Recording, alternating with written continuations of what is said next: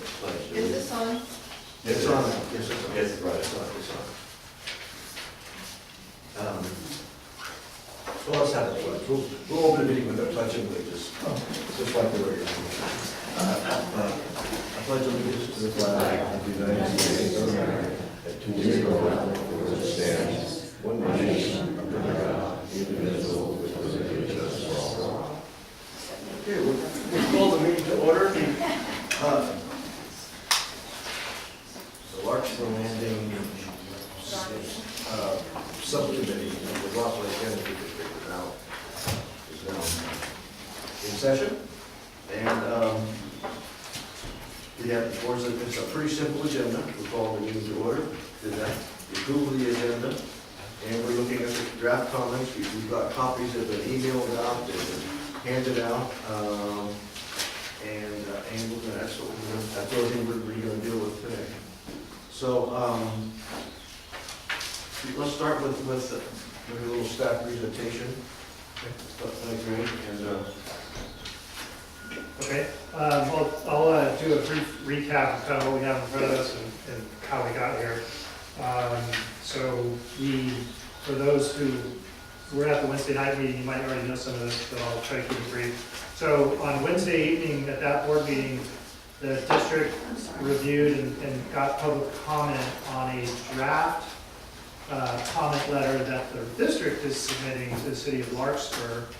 The city of Larkspur is the lead agency and responsible for the CEQA process and the draft EIR for the station area plan. So we're a commenting agency, not the lead agency, just for what it's worth from a CEQA perspective.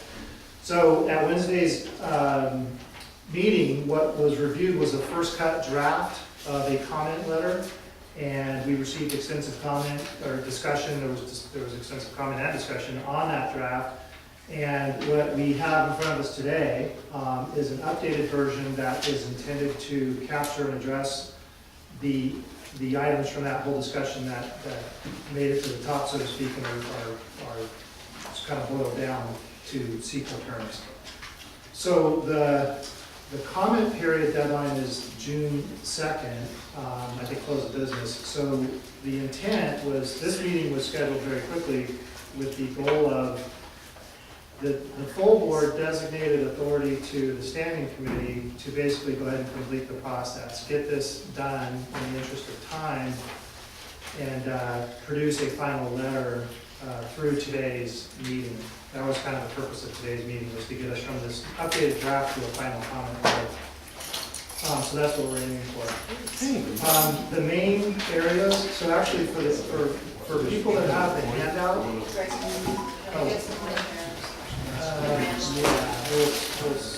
a couple up here. For the people out in the audience, there's the handouts over here, and maybe the most important one, I guess, is the draft letter. If there's not enough, we'll make more. I just want to point out, what you have is a clean copy on purpose, so it's easy to read. What Pam and Frank are looking at is a revision mode, but you have what they have, you just don't have a revision mode, okay? Just not in red? Correct. You're seeing the same thing. And the reason we did that again, just to make it easy to read. So the main areas that were brought up from a CEQA perspective, because there were many other general issues, was what's generally referred to as sea level rise impacts, which is grouped under hydrology and water quality for CEQA resource terminology. It was noted that cumulative impacts we didn't think were adequately addressed, so we've added some discussion on that.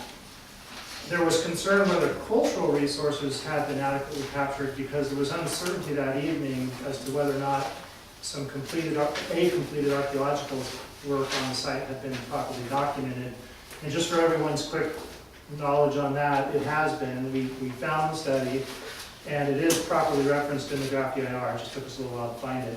So from the cultural resources perspective, we think we're squared away on that, but there's a section that reinforces the importance of this, given, I think, as a lot of folks here probably know, the recent media coverage of what went on with the archaeological information from the... What is the date of that study? It's the cover is dated November of 2000, so it was done quite a while back. The work itself was probably more, over 1999, It 2000. seems a lot of these documents that you're making your judgments on are out of date.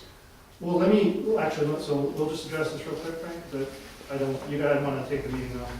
Well, let's get you through. Yeah, let's come back to that. Yeah, we're gonna come back. I can definitely address that, we can definitely address that, that's a good point. So we added a brief section on cultural resources. And then under utilities and infrastructure, which was a big focus of the discussion Wednesday evening, we added, revised that information, and there's I think, a pretty clear statement that essentially says, really based on the cumulative impacts, there really hasn't been adequate analysis of the long-term impacts to the wastewater utility infrastructure from a cumulative perspective. This is the focus. So some of the terminology I'm using is CEQA. It's industry stuff, so if people don't know any of those terms, please just ask. And I'm not an expert in it, but I'll use some of those terms. We made the point that the land is not currently for sale. There was a number of comments regarding, the appropriateness of the stationary plan going forward from the district's perspective. If the land is not for sale, how can it be developed and so forth. So there's a brief reference to that topic. So those are the major changes that were made to incorporate what we heard on Wednesday. I will be clear, there were some things raised and requested that are not practical, that we don't feel we can reasonably put into the document. So I'm not going to say that we captured anything and everything that was mentioned on Wednesday evening, because that is definitely not the case. It was a pretty wide-ranging discussion. So with that, Frank, I'll hand it back to you and Pam, and we've got a lot of reference materials that we can kind of highlight as we go through. Okay. So there was a question about the study. Let's address that real quick. Okay, so the question again that came up on Wednesday was, it was noted that there had been a pretty extensive excavation and archaeological inventorying of the site many years ago. And one of the board members was familiar with it, but we weren't able to say definitively whether the draft EIR had adequately captured that information under its from the cultural resources section. And we did confirm that it was properly documented and they did have access to the report. So this is the district's file copy of the report, and for folks' background, remember this is 1999-2000. The old wastewater plant has been demolished, the site's just kind of an empty field. Then this work was being done to, I think, basically finalize the site, or as part of the demolition, I'm not sure which. But the bottom line is, and to your question, ma'am, about the timeliness of the information, this document is timeless. It basically captured the results of the archaeological investigation. So its date is, not so much an issue. But they did properly reference the document, so the archaeological resources of the site we do feel were, properly reflected in the draft EIR. So that's kind of where that issue stands. If that hopefully closes it out. But, do they have a copy of that, you think? I don't know if they physically have one, Frank. They reference it in the draft EIR. They have the proper notations for it. I couldn't tell you that they. Okay. Do they quote from it in the EIR? They reference it. They reference it. Yeah, and they have a table that summarizes significant archaeological sites within the study area, and this is listed with those sites. It was listed in a way that we didn't recognize if people were wondering how we missed it. But they didn't discuss mitigation. Okay. What's You the title started of with that? a question. You had a question? I just, Title. yeah, they reference it just as, We're just gonna have to get everyone's name, just. okay, I'm sorry. Peter Cordera, and thank you for your going through that. By the way, the date's just an artifact of the first time this study was done, right? Because it says the 20th. I thought it was an old one. Okay. No, but anyway, so it's really, Thank you. I was just looking at it and saying, well, yeah. Anyway, on that though, they didn't reference, and that's what I remember, they didn't really reference mitigation of the area, but they just quote knew there was something that happened there. Right. So the point, I guess, that was trying to be made was that there may be some things there, and without them even looking at what would be necessary to mitigate it, they either say nothing's nor is necessary because they read the report, or we've got to do something else, so apparently they didn't read the report. Okay. I mean, that would be my guess. So I think the statement, it would be kind of along the line of, we don't feel you've addressed that mitigation factor although you're aware of the report. That's Yeah, the reason. I think what I understand you're saying, because here's what I understand went on in 1999, 2000. So they did do these, they excavated down 10, 20 feet in some Right. areas. They inventoried and cataloged all the materials they found. I believe they were then in coordination with the tribal representatives. Everything was taken off-site and handled by the tribe from that point on. And what you're asking is, okay, if you knew all that was there and you probably didn't get it all, what are you gonna do if you find more? Or do they need to do any more, and they don't address whether or not any Okay. more is necessary. Okay, So either they read it and they're satisfied. they don't make a definitive statement about the Yeah. adequacy of it. Okay. And that is Okay, let's of the go. artifact, Joan Bennett Campfield, and that is of the artifacts of which they're aware that were found back in '99. So Right. does the EIR or the Lost Valley Sanitary District's comment letter address any other potential areas at site number 5 which may have yet uncovered any artifacts? Because, No. no. So I think what we're saying is, we're not convinced that the conclusions on the cultural resources section are adequate. Checks out. Okay, Yeah. okay. Question. Yeah. Let's get Squash out of the. No, I don't have a Go ahead. Who's certifying from the Indian tribes that that was correct? Who certified, what's the name of the certifying officer of the tribe? Okay, I wouldn't accept it without the certification from the tribe. Was it in the report? It doesn't sound like anyone's analyzing the Well, report. listen, we're going to talk one at a time. Yeah. Please, I had the floor. Where's the report? Where did it go? Right here. She's making a different. Okay, that is our only copy, so. No, it's just, you know, they're around. Oh, Just okay. up here. Don't trust Aaron. Thank you. You know, is this report on file with any in the library? I had no idea there was a report. Typically, these are not in, there's relatively obscure documents, but usually when these are done, they're filed in several different places for the CEQA process itself. So There's no tribe. I'd be really surprised if there was a hard copy of that. Well, we can find out if it's certified or not. We can find that It's not question. And the certification needs to be included Okay. in the document. It would have to be on there at that date. So maybe It's like a more diary. research at a county level. Just your name for the record. It's like notarizing a document. I'm sorry. We need name for record. I think it's big candy. No, I'm sorry, just a quick clarifying question. The terminology you're using is tribal certification? Yes, tribal has to be certified by Thank the you. tribal, not by an archaeologist. Thank you. And Sally McDonough at Larkspur, also the law. Excuse me, we're gonna try to work our way down here, we'll get down to this I'm thing. Jennifer Flo, Jennifer Flo from Larkspur. I was very active in a lot of stuff that was going on in Larkspur at this time, and I do want to say that there was hardly ever a document put out about environmental effects, cultural effects, or any other kind that told the truth about it. They were always like, no traffic impacts on this big project. No cultural. And Larkspur is known about the Rose Garden, Indian middens, all kinds of things forever. Because we've told them forever. If they didn't know about it before, they knew it because we told them all the time. So for them to say, oh, 2014, we didn't know there was anything here, that's just not true. And that falls into the scope of the way our Larkspur does business. So you really have to question these documents, 2000. That's what they were saying there, no impacts on everything. Yes. Sorry, I didn't see your That's okay, hand. that's I okay. apologize, I didn't see your hand. I'll be back. I was gonna say, it also, And you just name and town. Sally, and then McDonough, also Larkspur.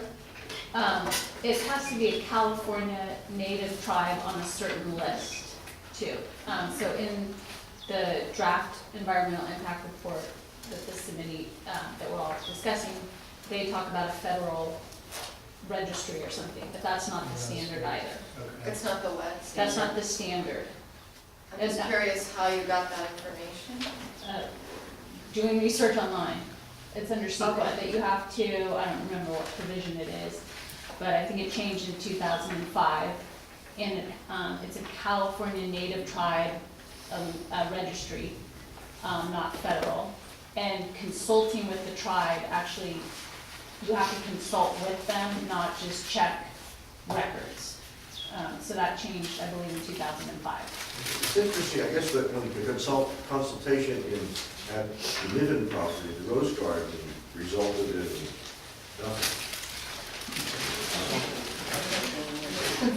nothing. Behind you, there's, That's what they did. yes, Carol. I think that Betty Gerke, Carol, just for the record. your name, Carol Carol. Page, San Antonio, Betty Gerke of the College of Marin knew just about where everybody was buried. Including those from 4,000 years ago. So you are likely, if you can get into her data file, the college usually has most of it. And she's correct, it has to be, Gerke, it has to be tribe certified, and so the tribe that certified the last batch might not be the correct tribe to certify this one, because the Rose Garden, as you may recall, went through which tribe are we going to use, who's the closest one, and that does not have to be the one that already did it. So even if it's been certified, if they were to dig for an apartment house or something like that and find something else, might be a whole different process, new ballgame. So the point is, it's not resolved at all, not at all. And no one should say it is, and the fact they don't address it at all makes it a double sin. Carol, Betty, who, Sorry, how you spell it? Gerke, G-O-E-R-K-E, Betty, College of Marin. I She do did want a- to say, there's a woman in Fairfax, I know, Washington Ray, who said, I believe Sonoma State has a lot of these records. Well, she was it for the feds, because I used to work with her, we couldn't talk about anything, but, It's Sonoma State University. no, College of Marin. Let's go back to the, yes.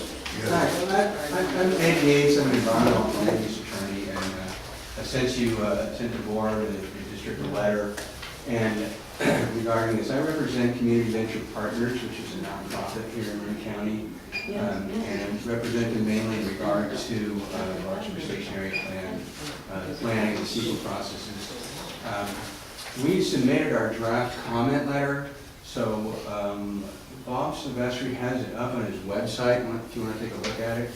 I have a hearing problem, so I couldn't hear a lot of the comments here today, but some of those questions are answered in my comment letter. It's almost, it's kind of a little mini lesson on how CEQA was supposed to work, because of the stationary planning, it not working. So some of these questions are answered. Just real briefly on from what I heard, we were just talking about Senate Bill 18 process, which is the consultation process required in California when there's an amendment to a general plan. And that requires that tribes that are consulted, the relevant tribe, as you said, is listed, and it's on the Native American Heritage Commission list, which is a state agency in Sacramento. And whenever an open space, whenever there's a plan to have development in open space, one, or a general plan amendment, then the lead agency for CEQA purposes must contact that entity. It is not necessarily a CEQA process, so just on that line. So you might want to look at their website, Native American Heritage Commission, Sacramento, the state of California, for that. Back to the comment letter, I want to commend the district. I think the latest version is a much better, much improved version, and I commend the district for taking a look at their own work and saying, hey, I think we could do better, and I think you did. I think the comments are good. And just in the future, what I think may have missed here is the scoping process, is that the city wasn't attentive enough in contacting the district, or the district, you get a lot of letters, a lot of things happen. But this is the kind of stuff they needed to know at scoping level 8 months ago when they started this document, because they need that 2000 study in order to avoid problems from people like me. they need to, scoping is just to try and get all the available information. So a lot of that supplied in your letter. I think when I only have a couple more points. Another point is that I was an in-house counsel at a consulting firm called Tetra Tech, and it's not easy to draft these documents. So this document, the EIR, is pretty bad, but it doesn't have this excuse. But you don't always know what these things are. So if you have, your district has knowledge, like you obviously have, both your board and your staff, don't assume they're going to have it. The consulting company just may not have gotten that information. You think, well, this is obvious. Everybody knows there's cultural artifacts. Everybody knows that we have infrastructure issues with pipes. Everybody knows that EPA is in negotiations with EPA. Well, they may not know that. So all the info you can supply them make the environmental documents better. And finally, speaking of EPA, I did note in my comment letter that the more information about the, not necessarily any of the legal issues, but the geotechnical issues that you've got studies on regarding groundwater and soil contamination in the Larkspur Landing area, I urge you to forward those over to the city of Larkspur. Some of that is protected under the Brown Act, the Public Records Act. Even if it was prepared for litigation, it's not all necessarily covered under the exception to the Public Records Act. So I urge you to take a look at some of those geotechnical studies and take a look and say, maybe this one isn't really, we can release this one. This would help the Larkspur planning process. So. What's your name? What's your name? Ed Yates. Oh, When you said lead agency, you mean the city of Larkspur? You said lead agency. To make sure the lead agency. They're the lead agency for CEQA. You're talking about who? When you talk- say lead agency? Larkspur. City of Larkspur. Yeah. Is it the city of Larkspur, Ed, or the Larkspur Planning Commission, or who is the lead agency? City. City of Larkspur is the The lead city agency? of Larkspur, yeah. Now, for purposes of SB 18, it isn't necessarily the lead agency for CEQA. If a city is amending their general plan, that city must contact Native American Heritage to consult, regardless of the CEQA process. So that's the city of Larkspur. I just wanted to make sure. I just wanted to make sure when you said lead agency, we were talking about the same lead agency. Those are two, yeah, SB 18 and CEQA are different processes, so they refer to each other. You don't have to do it for CEQA. It's a good idea to do that. If you're contemplating, like the Larkspur Station Area Plan, EIR, or this plan contemplates general plan amendments, then why not do it ahead of time? That's what SB 18 is for. The earliest moment you think you're going to amend your general plan in an area where there's possible open space, that's the time to consult with the applicable tribes.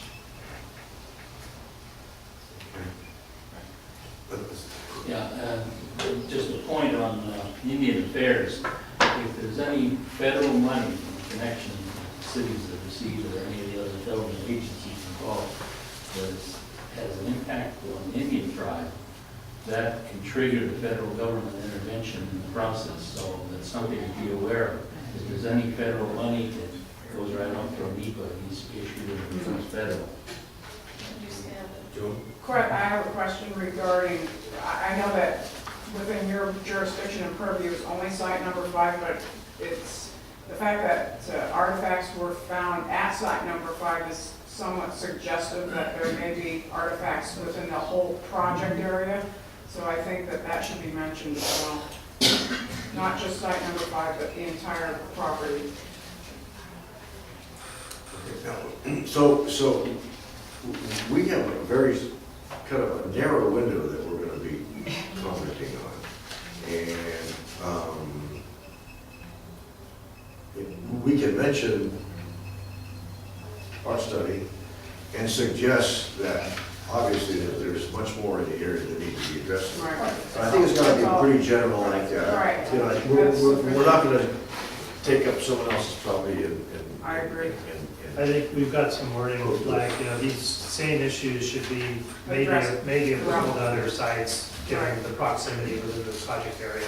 And actually, just for everyone's understanding, or whatever context, you know, we're gonna, to sort of maybe expand on what you just said, Frank, we're gonna do our best to capture, you know, the essence of the concerns, but there are just real practical limits to some, you know, areas that we can get into, just given the sort of defined role that we have, you know, as a public agency in the comment process. So these are all, you know, as an individual, you can put virtually anything in front of the lead agency, but we do have to kind of maintain some reasonable focus that's got a nexus with our, you know, basic role as a public agency and so forth, so. But you cannot use out-of-date or inadequate documents to go Absolutely. forward. Absolutely, that's a point no matter what your role is, so, anyway. The fact is that you, we, Ross Valley Sanitary, has proof of Indian remains. Nobody else in the entire study has come up with proof. Therefore, we need to bring it up, and we need to apply it to the potential that this is on the whole site. But individuals Because can, we have the proof. individuals can also write Oh, yeah, letters absolutely, to the absolutely. But it Larkspur should Planning not be, Commission. it should not be omitted from Ross Valley. The board hasn't seen this study, at least Pam and I have not seen it, and I don't know how in-depth it is. I don't know if it's Doesn't have covered to the be entire in-depth. 10 acres or just a small portion of the tanks. Doesn't matter, Okay. does not matter.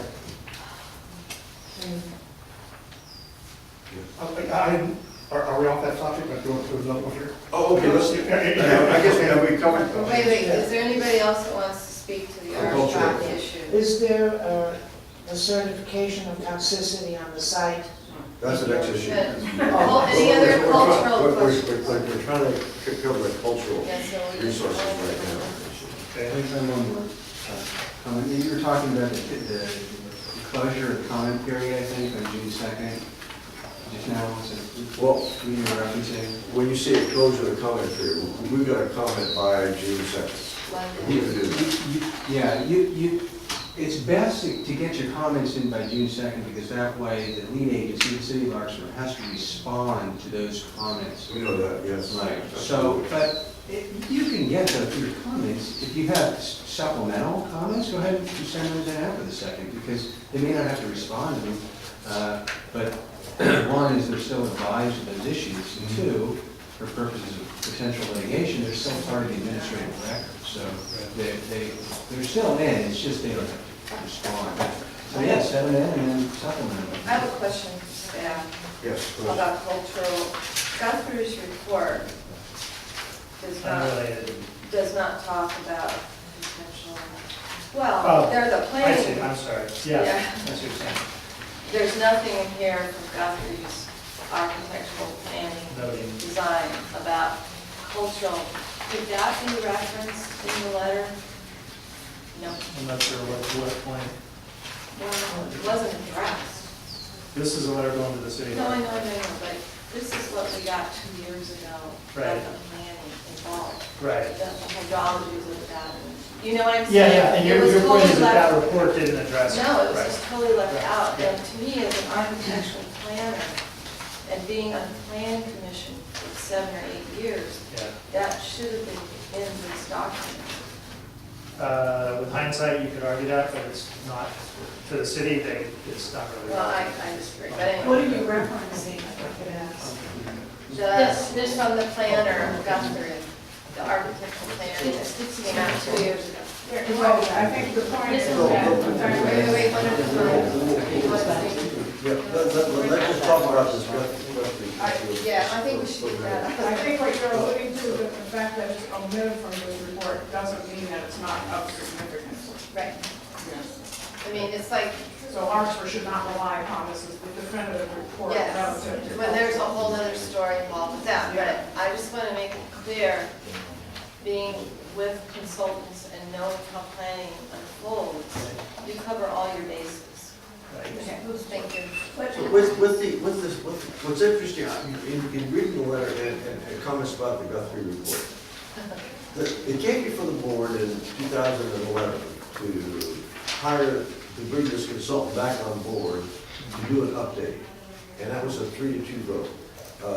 Two of us were arguing that it was a waste of money, we shouldn't be doing this, but the board went ahead and did approve. I didn't look at the exact minutes, Oh, I did. but the minutes say that the result of this, of the work of this consultant would be a new application to Larkspur, and we were authorizing that? From my brief read of them, Frank, no, it wasn't that clear. It's listed as a potential, or it's listed as a quote follow-up action item, but that was a discussion and direction item. Never by the board, though. My quick read on it, there's not a statement in the notes that says the board said, go put in a general plan amendment. So it's talked about in the broad context, but the direction given is simply not clear. But as a board member, I never saw the plan.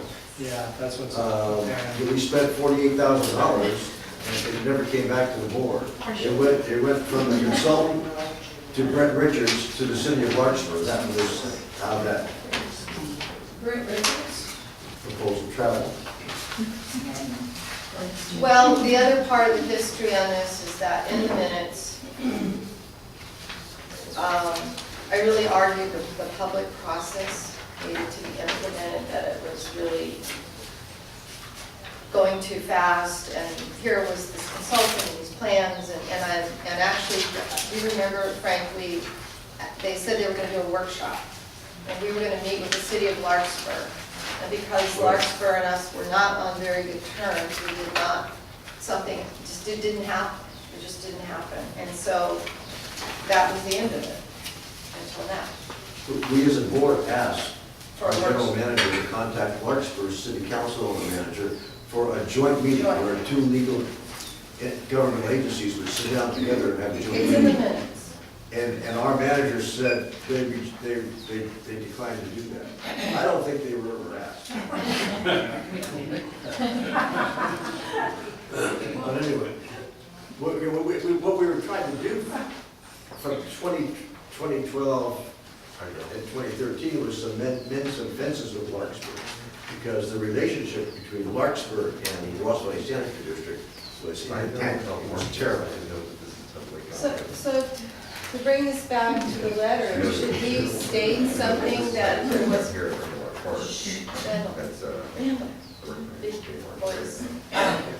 Should we reference something in the letter that this public process, this workshop never occurred, that it had, that we had Now, asked let me see if I to can- say, because, The focus of everyone's question, I think, is what is the role of the work that was produced by Forster Guthrie under contract for the district in late 2000 and early 2012? Okay, so to the current draft DIR, to the best of my understanding, it has no bearing, it's not relevant.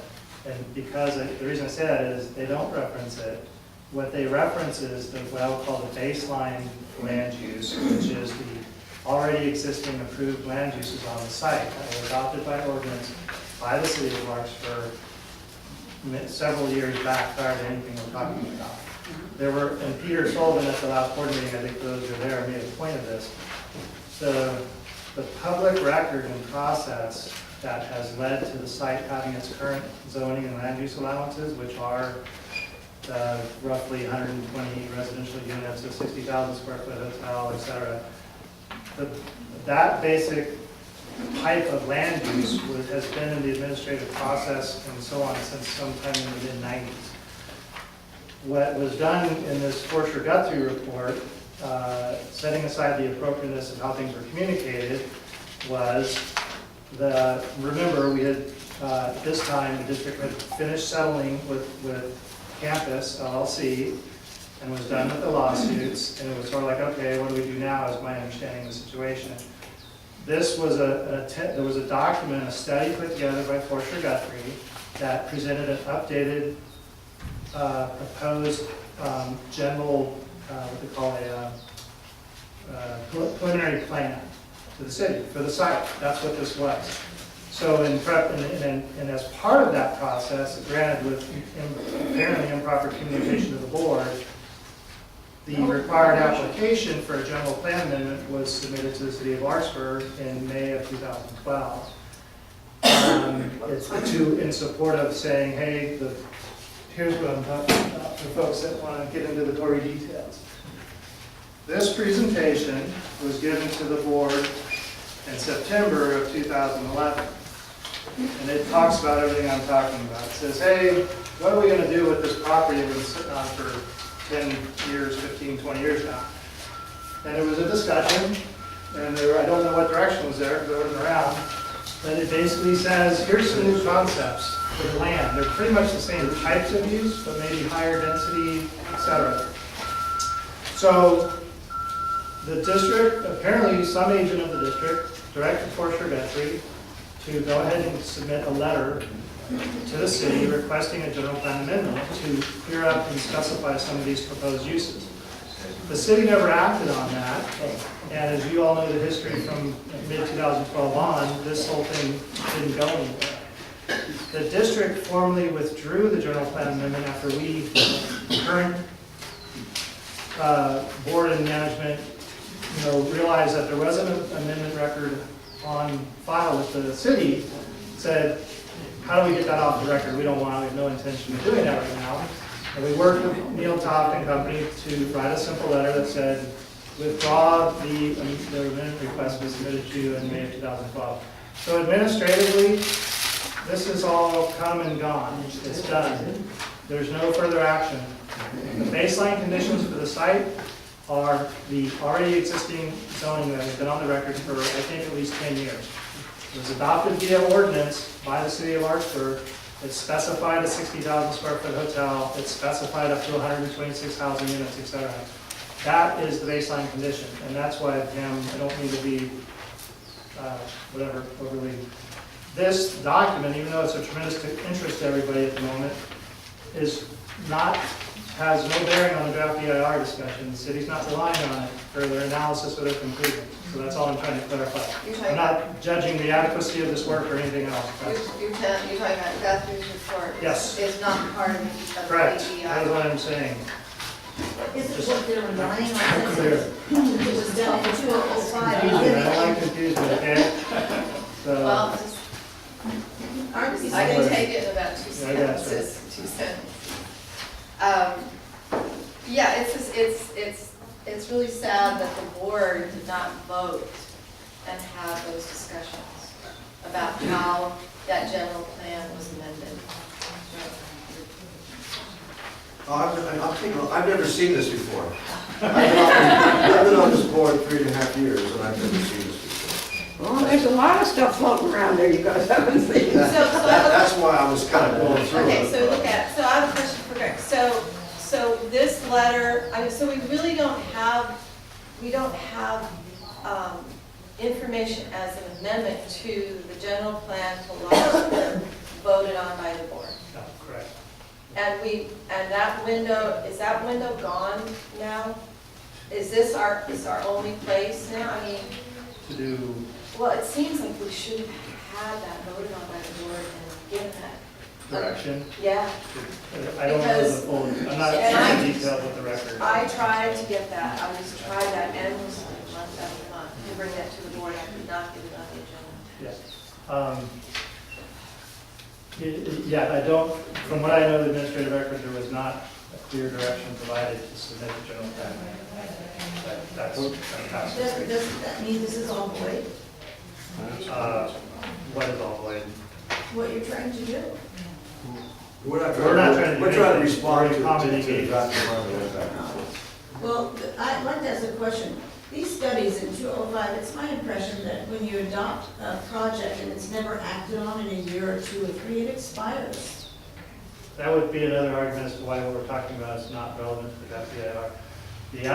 The Forster Guthrie work is not relevant. I don't know how many ways to explain that, but I'll keep It's a trying. FYI. Yeah, it's work. background information.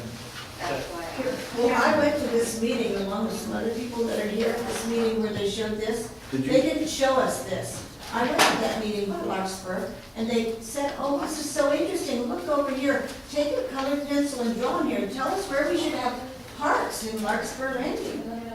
Oh, I know that That's what we meeting. were done, that's what we were told to do. And on the way out the door, literally at 9:30 or 10 o'clock at night, I said, what is that? They said, oh, that's some development we're gonna do here at 60,000 square feet here and 90,000 square feet there. They never told us that. That was the meeting at, near Jason's restaurant. At the That was, restaurant. yeah, that was not, I went to that. They That's the never first- told us anything. I think I get all the papers, so I think I got a copy of this. this is a different. But, you know, you have to be at every meeting, you have to do everything for them because they're so weren't even tricky. invited. As of last week, We just need your name and your town. Terry, They're so Giorgio, tricky. Greenway, and as of last week, the planning department is very assured that this 126 parcel or this piece is on their books being carried forward for the next planning cycle, 2014 to 2022. So they're sure that, what is the allotment, 132? 132 is what they're required. 132, that 126 of those 132 will be of this parcel. So if you're saying that this is null and void because it's so old, in their minds, it's a viable project and it's on the books. Okay, but we own the land. Right, The land is not for sale. I know. They cannot take the land, and public cannot Well, I'm take it. just Eminent stating. domain, out of question. So basically what they're doing is they're planning They're for earmarked. a large landing area, with or without the permission of any landowner. That, you know, Or that's- any resident, or any resident. No, they adopted a general plan, the city did, back in the 90s, and included this parcel as being developed with 126 units, dwelling units, and the hotel and some little retail. Well, they did it when I wasn't there, and I was at every meeting. Well, it's in the general plan. One at a time. But we're gonna try to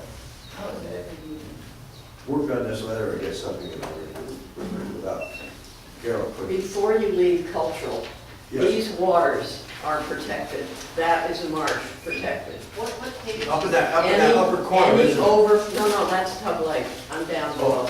I'm down gravity feed flood. What page? You Second. know, It's the second page, site aerial. Just flip over the first page, it's on the back. It's labeled Protected four? waters, protected marsh. What page is that, girl? Just a second, just flip over the cover. which does it? It doesn't say it. No, I'm not going to tell you. I think we have different What I'm pointing out pagination. is before we leave cultural, you should point out that these things are likely to be affected by something that happens in the Ross Valley Sanitary District. Do not ignore them in the cultural section because they are something that, again, like the Indian artifacts which might appear somewhere else, they are worth mentioning. If we do not mention them, we lost the opportunity. Right. And what are you saying, they're wetlands? No, I'm saying that this is protected water, so we're talking about climate change, we're talking about intense storms, we're talking about flooding. And we're talking about decrepit infrastructure that can produce sanitary sewer overflow. Any of the pollution that hits these areas from RVSD needs to be mentioned under culture. And this map is not important except that it's in front of us and I can point to it. It has nothing to do with the fact of the matter except it's here. Okay. So, Following up on Greg's point about the Joffrey report being irrelevant, can your comment letter explicitly state that, just so that we're clear about that? well, the comment letter says, It's on, in the comment letter. Page two. Starting at the, under the current zoning for the parcel, as specified in city ordinances 951 and 954, the property would have reflected the following land uses: 126 dwelling units, 64,000 square foot hotel, unspecified amount of public facilities, possibly ground floor retail. It is the district's understanding that these land use metrics are the basis for analysis of impacts under SEQA as the existing conditions compared to land use factors proposed for the project alternatives. And then maybe you should have a comma and state, and not the Guthrie Yeah. Forester report. That's what I've written down. I think I've got it, Joe. We'll basically sort of exclude or negatively, however I Right. put it, say, it's our understanding you're definitely not Right. using this, and I think that hopefully covers it pretty Can solidly. you call it the latest? Well, I'll refer, no, because it's actually captured, the official documentation is the May 2012 application to the town, so I'll refer Okay. to that. So we're saying, it's our understanding as an agency that you're specifically not using the information reflected in the May 2012 general plan amendment. And that sort of tells them we're on the record saying it's our understanding, none of this stuff was utilized in the. It should not be. Yeah, I think I've got the, I think we can make Paragraph, it. you're in, The very top two. before the parcel, sorry, before the parcel. Okay, let's just kind of run down here. Okay, Well, I'm still on page 2. Is there anything Yeah. anybody sees that jumps out at you? Yes. I would just suggest, maybe you want to come back and do this at the end after you've gotten all the comments, but one of the things that I see as needing to be improved in this draft is that the very first paragraph and the very last paragraph need to summarize what is your position. Under the Dear Mr. Toff, Yes, right there. correct. I mean, basically, it starts right into a kind of technical analysis, and it doesn't really say, look, the DEIR is efficient in the following ways. We don't have the data to substantiate, what's the level of capacity that we can handle in wet conditions. There's a cease and desist order, there are PCBs, and anything else that you want to say. And I think that needs to be in the first paragraph and in the final paragraph. Risk assessment, not possible. So, and then some conclusion from that, based on this situation, we can't endorse the certification of the DEIR, at least with respect to the role played by Ross Valley Sanitary District. We can't what? Endorse certification of the DEIR with respect to, We can get pretty close. We're gonna have to get it. whatever you can Yeah. say that basically says that this is, you're planting your feet firmly in midair if you're counting on us because we don't have the data to support what you're counting on us to do. And you can do that because this is in Appendix E as your stuff. It's wrong. That's right. It's wrong. It's the pages that I sent you out of the little bits that I sent you and the Appendix E.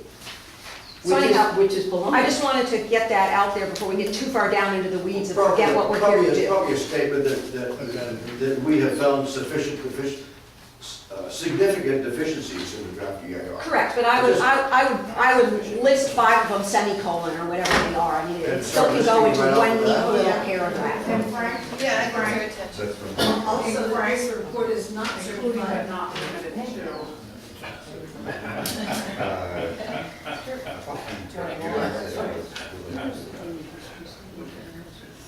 Kind of follow up on that, if it's okay.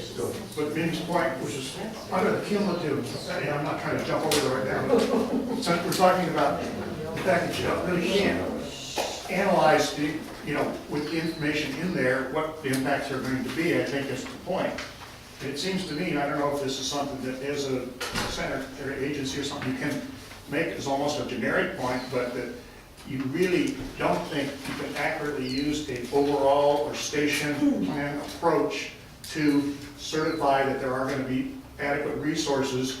You will have to do it on a review of a project-by-project basis once you have an engineering basis to look at. In other words, what the facilities are going to be, what use they're going to have, what sewage is going to be coming out, water going in.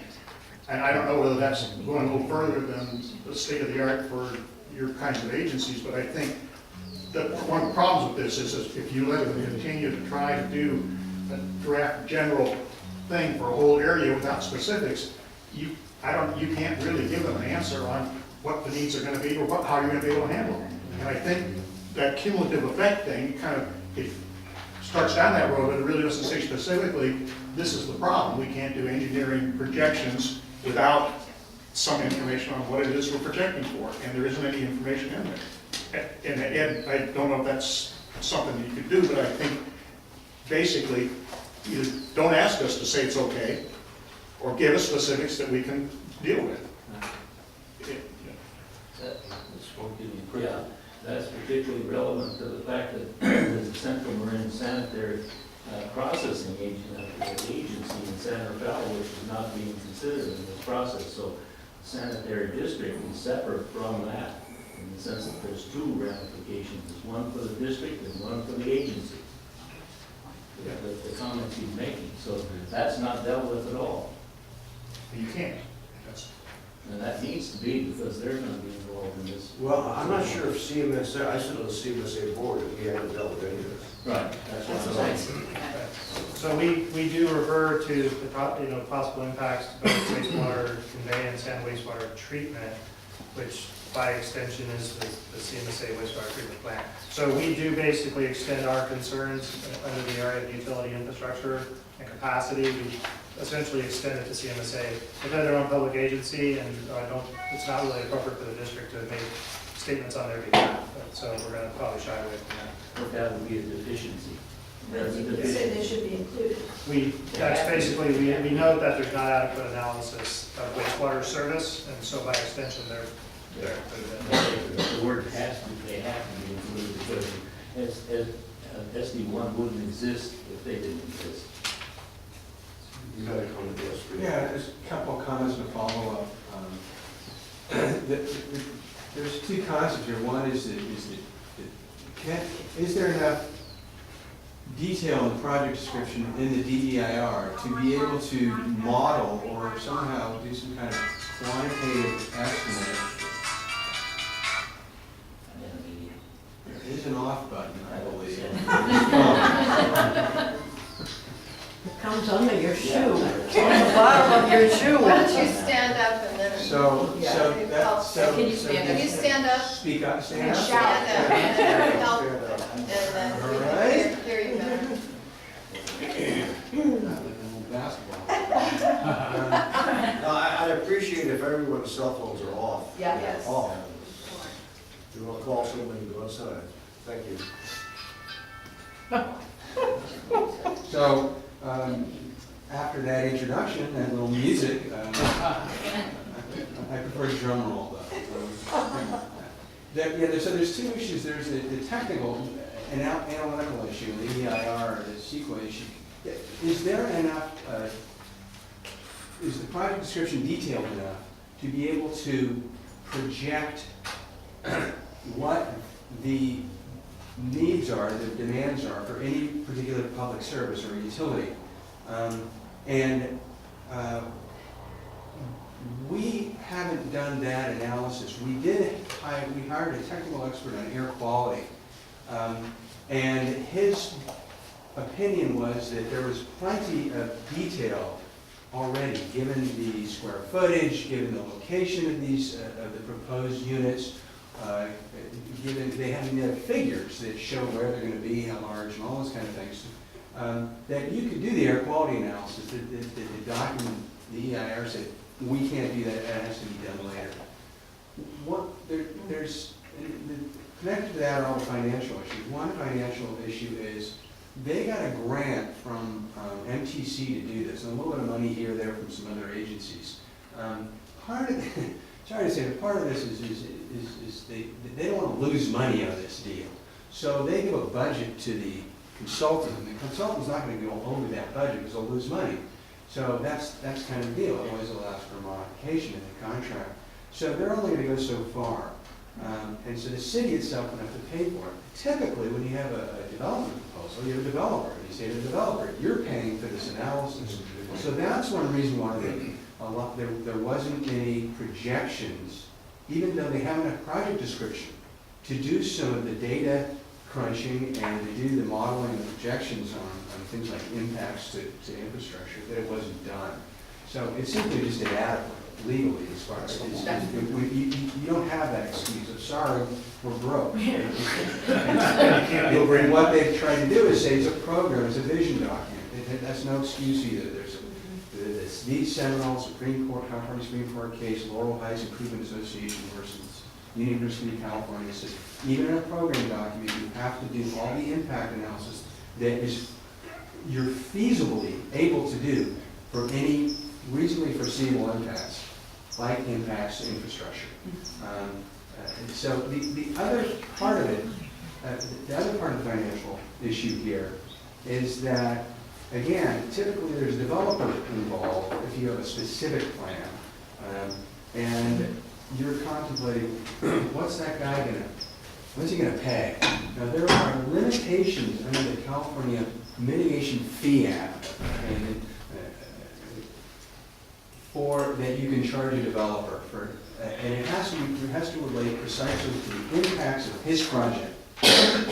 The EIR keeps throwing out a term called fair share. Nothing to do with mitigation or fees. That has to do with a New Jersey Supreme Court affordable housing case. It's a term that has to do with affordable housing. You have to do your fair share, you have to do your fair share. The terms to use as far as mitigation fees are, is there a nexus and is there a rough proportionality? And so there's a recent Supreme Court, U.S. Supreme Court case saying, you city, county, district cannot charge anybody more than what's roughly proportional to their impacts. It's a long way of saying, you're not going to get all the fees you need to pay the district to upgrade those pipes that's going to need to be done because of their 920 additions. It just never works out in favor of the cities anymore. So typically what happens is later on you'll see something on your ballot, and there'll be a parcel tax or a bond measure. And then it'll say to upgrade it for everybody. Well, people say, why didn't the developer have to pay for that? Because there's certain legal limitations of what a city can charge you. So that's one of the things that they don't talk about, and it's really appropriate for a district that's got that technical know-how and that you know how much it costs to say, where's the money going to come from? That's an impact to us, the Ross Valley Sanitary District or the Water District. And it's not only an impact, you've already been through it with two failed developers and dumping in the sewer. People who can't do a job dump stuff and leave, and then we pay for it. And that's why we have the CDL. Yeah, and at some point, we're gonna find a location, we're gonna have to list exactly what the district has in that land, so it's clear. I want to go back, Mimi Willard, I want to go back to just reinforce Ed's point, which again, trying to get to what are our take-home messages that we want in that first and last paragraph that get substantiated somewhere in the middle. It seems that what he's suggesting is that a key point to be made here is that ultimately the cumulative effect of the stationary plans of the world together with WinCup and San Quentin and whatever else is going to be a necessary infrastructure upgrade that will be passed on to the ratepayers. And I think I would suggest or urge an additional paragraph to that effect that also gets into the summary comments. So to make sure I understand, I think it's a pretty common issue, I think I get it, but you guys are, the last couple of comments have dealt with the issue of making sure that the costs associated with new development in terms of infrastructure are paid for by the new development. Is that- Well, no, what Ed's saying is that that under the law, they can't fully pay for it. Right. Because there will be downstream later impacts, which is the need to add to capacity, which is not fully paid for by the developer. Okay. So given that, it should be assumed by the current ratepayers. Yes. So based on the financial impact of the district and the ratepayers, I think the district board has to take a position on this project.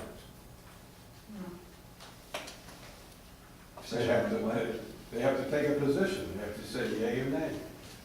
There's still political decisions by the Larkspur Council that's going to be decision. So that's where this kind of thing can help. So where the way this process works, we're gonna be commenting to the draft EIR. I understand.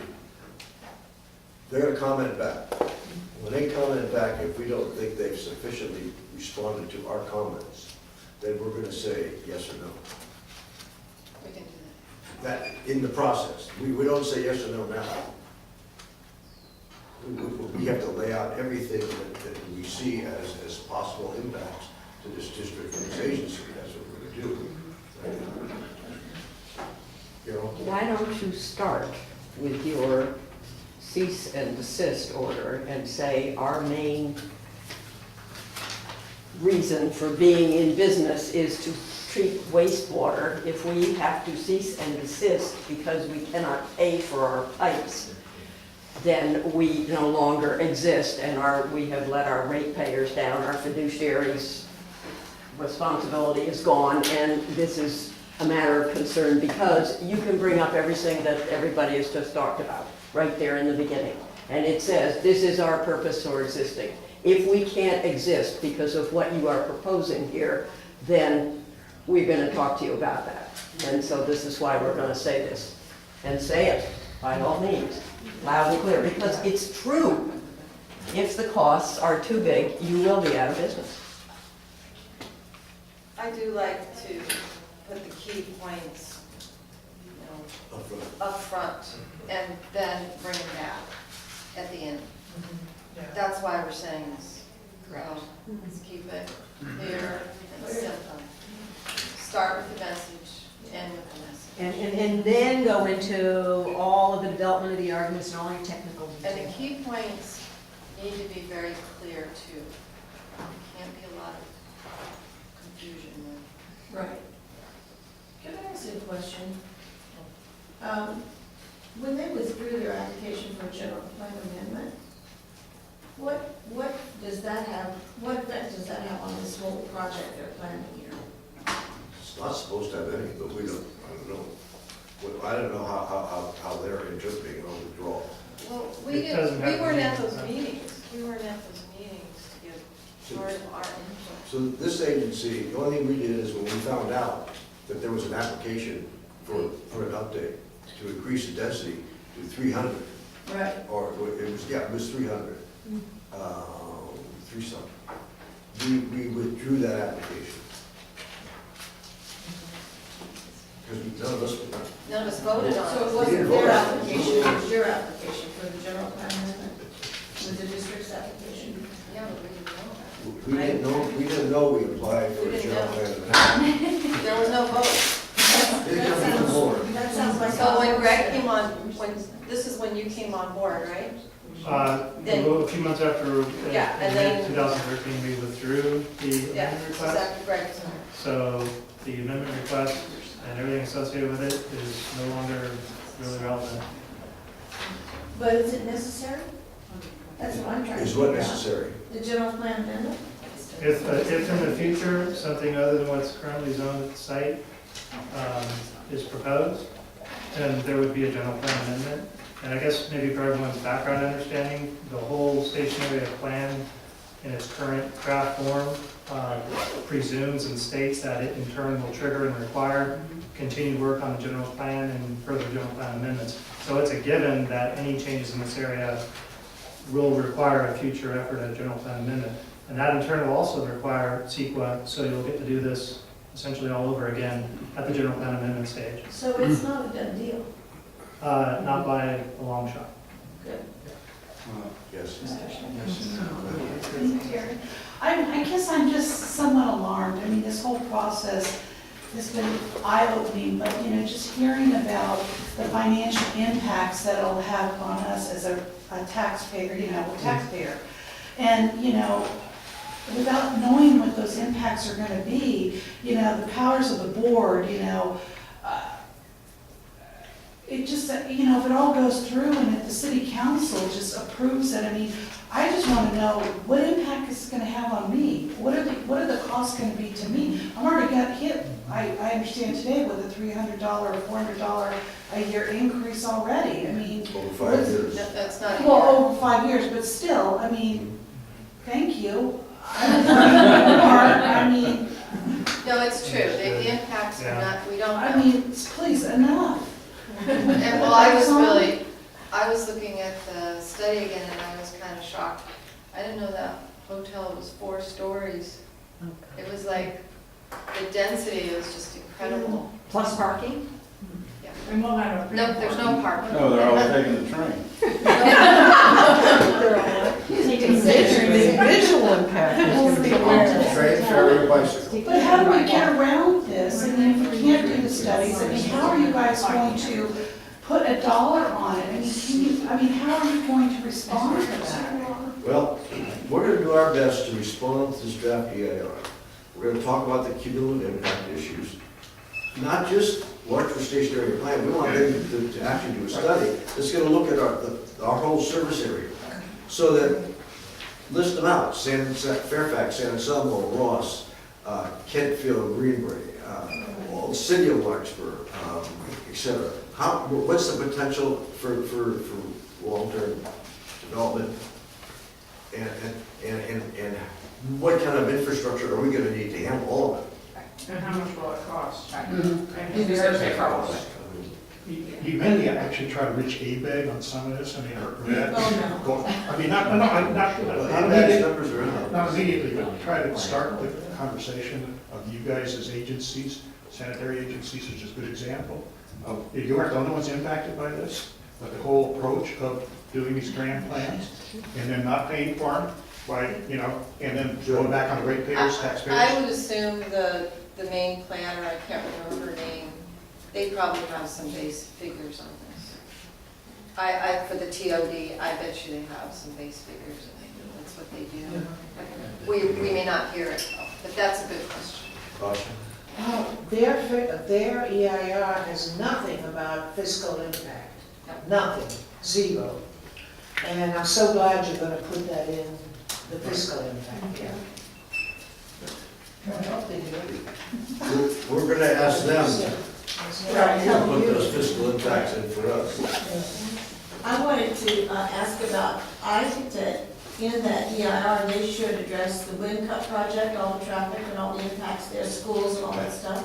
Okay, that's something we're not, that's not, No, but for them, for you to decide your project, it has also based upon the impacts of wind cut, the Rose Garden project going up in Larkspur. Rose Gardens is ours, absolutely. And then- Wind Cup is part of Madeira's. You know, I know, but Different agencies. it's huge. Is it- The impacts are gonna be traffic impacts and things. Well, Then also, okay, but traffic is not our issue. but it has to go into the EIR. Hopefully, all of you folks are mentioning the traffic issue. That's not our issue. So Ross Valley says Ross says they're not going to buy us straight ever. So how are we gonna handle all those increases of traffic, 60,000, 90,000, If we were a city council, we'd be addressing it. We're not. We're addressing sewer and our land, that's all. Yes. Yes. Regarding the general plan issue, what Mr. Murray said is accurate, except maybe in Marin. I grew up here, raised my dad, and some things are done a little differently. At WinCup, they actually followed more or less the government code, the planning and zoning provisions. They did a general plan amendment, and then they tiered down under CEQA, where they essentially were able to do a lesser amount of environmental review, and that's provided for in CEQA. Larkspur is, and so you may not like Wind Cup, and you may not like that process, but it is a process provided for in Public Resources Code. The Larkspur process, although they say, I think Mr. Norman said that we're going to do a general plan amendment later, so don't worry, we'll do it then. Later in the document, they say, we plan to incorporate this stationary plan into the general plan. That's backwards. How are you gonna do that? You haven't done a specific plan amendment. So maybe they will, they'll have a hearing, they'll, you know, and then when they say, and people ask, what about CEQA? Well, they possibly will be able to contend, they'll be able to contend, we've done CEQA. If they certify the document, and the document contemplates general plan changes, like this LSAP, EIR, they could argue, we've already done CEQA. And so you should have sued us. So again, just because trying to figure this out is very difficult because the project description is so self-contradictory. It's a general, we're making recommendations to the general plan, but we'll do those later, don't worry about it. Then later it says we're going to incorporate this stationary plan. Another phone. He's hard to hear. Those phones like me. Three. We're going to incorporate this stationary plan into the general plan. Well, again, if they could say, we've certified the EIR, we've done the environmental analysis for that portion of the general plan. So it's kind of a crafty little scheme. We've been trying to, who came up with this? It's creative. And if you don't, if they do certify and the document is not litigated, I'm not saying they will win, they do have an argument. We've done the CEQA analysis, you should have sued us.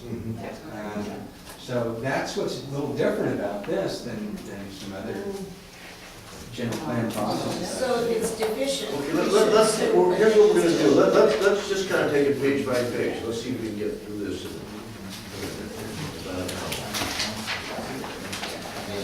Where are we? So we're on page 2. Still on page 2. In that first paragraph of page 1, we're gonna list the significant deficiencies that we see in the draft EIR as it pertains to the Rossville Sanitary. The second paragraph there, where it talks, the district owns one of the key opportunity sites we might as well identify. As number 5, site number 5, so that it's clear that the key opportunity site that we own is number 5.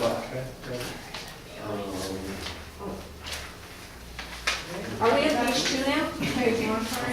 No, right, page 1, yeah. I think it jumps out here, page 1.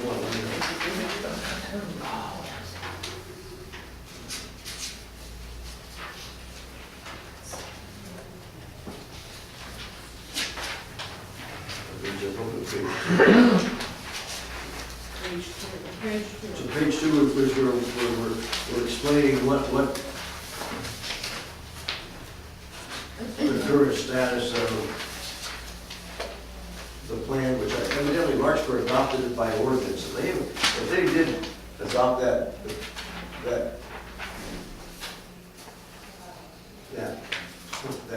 the current zoning by ordinance that specifies Where are you? language, that's top of page 2. And the zoning is. Very top of page 2. Under the current zoning for the parcel, as specified in the city ordinances 951 and 954. If in fact those ordinances specifically list 60,000 square foot hotel, 15,500 feet of office space, 126 dwelling units. This is Current. that's what's mixing this up. We're mixing two up here, aren't we? Under the SAP, could reflect the following land uses under the current zoning, so It says it could reflect it, but then it says that under the current zoning, it's not authorized. Where do you see that? The very last 2 sentences on page 1, going into the rest of the paragraph, then the property would have reflected, had they adopted it, it would have reflected described in the following rooms, 126 residential units, No, 64,000. No, it doesn't say that at all. It's a simple statement to say, here's what the current zoning allows for, here's what the plan is proposing, that's all it's trying to do. Right. Those are 2 sentences. It says it allows, it says could reflect. No, Should we take that out, right, the property with? there's what SAP proposes and how it's Under currently. current zoning, of course. It's not from us. If we're not using Guthrie's report, then why would we say Right. we're reflecting that? You need the property to conduct your business, so why give doubt? It probably would have reflected the phone. I mean, we didn't vote on that, it was taken out. No, We this have is to put referring that? to the stationary plan, that is the project. That's, The stationary that's plan what they project presented. is proposing, has nothing To to do do with with Forster Guthrie. Guthrie Okay, for the thank millionth you. time. So you might This- want I know, but it's, to, right on the first page, at the bottom of the page, you might want to say under the SAP proposal, the Rockville Sanitary District parcel could reflect, and then you list it there. it is there.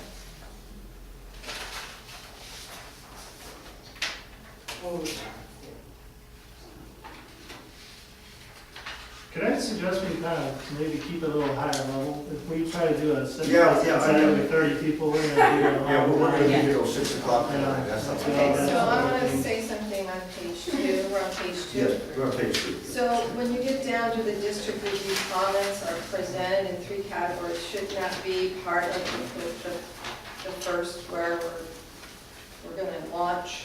I've got a section at the very beginning of this that will summarize the significant Okay, points from the thank document. you. I have a very quick question of clarification. You mentioned here the Campus St. James.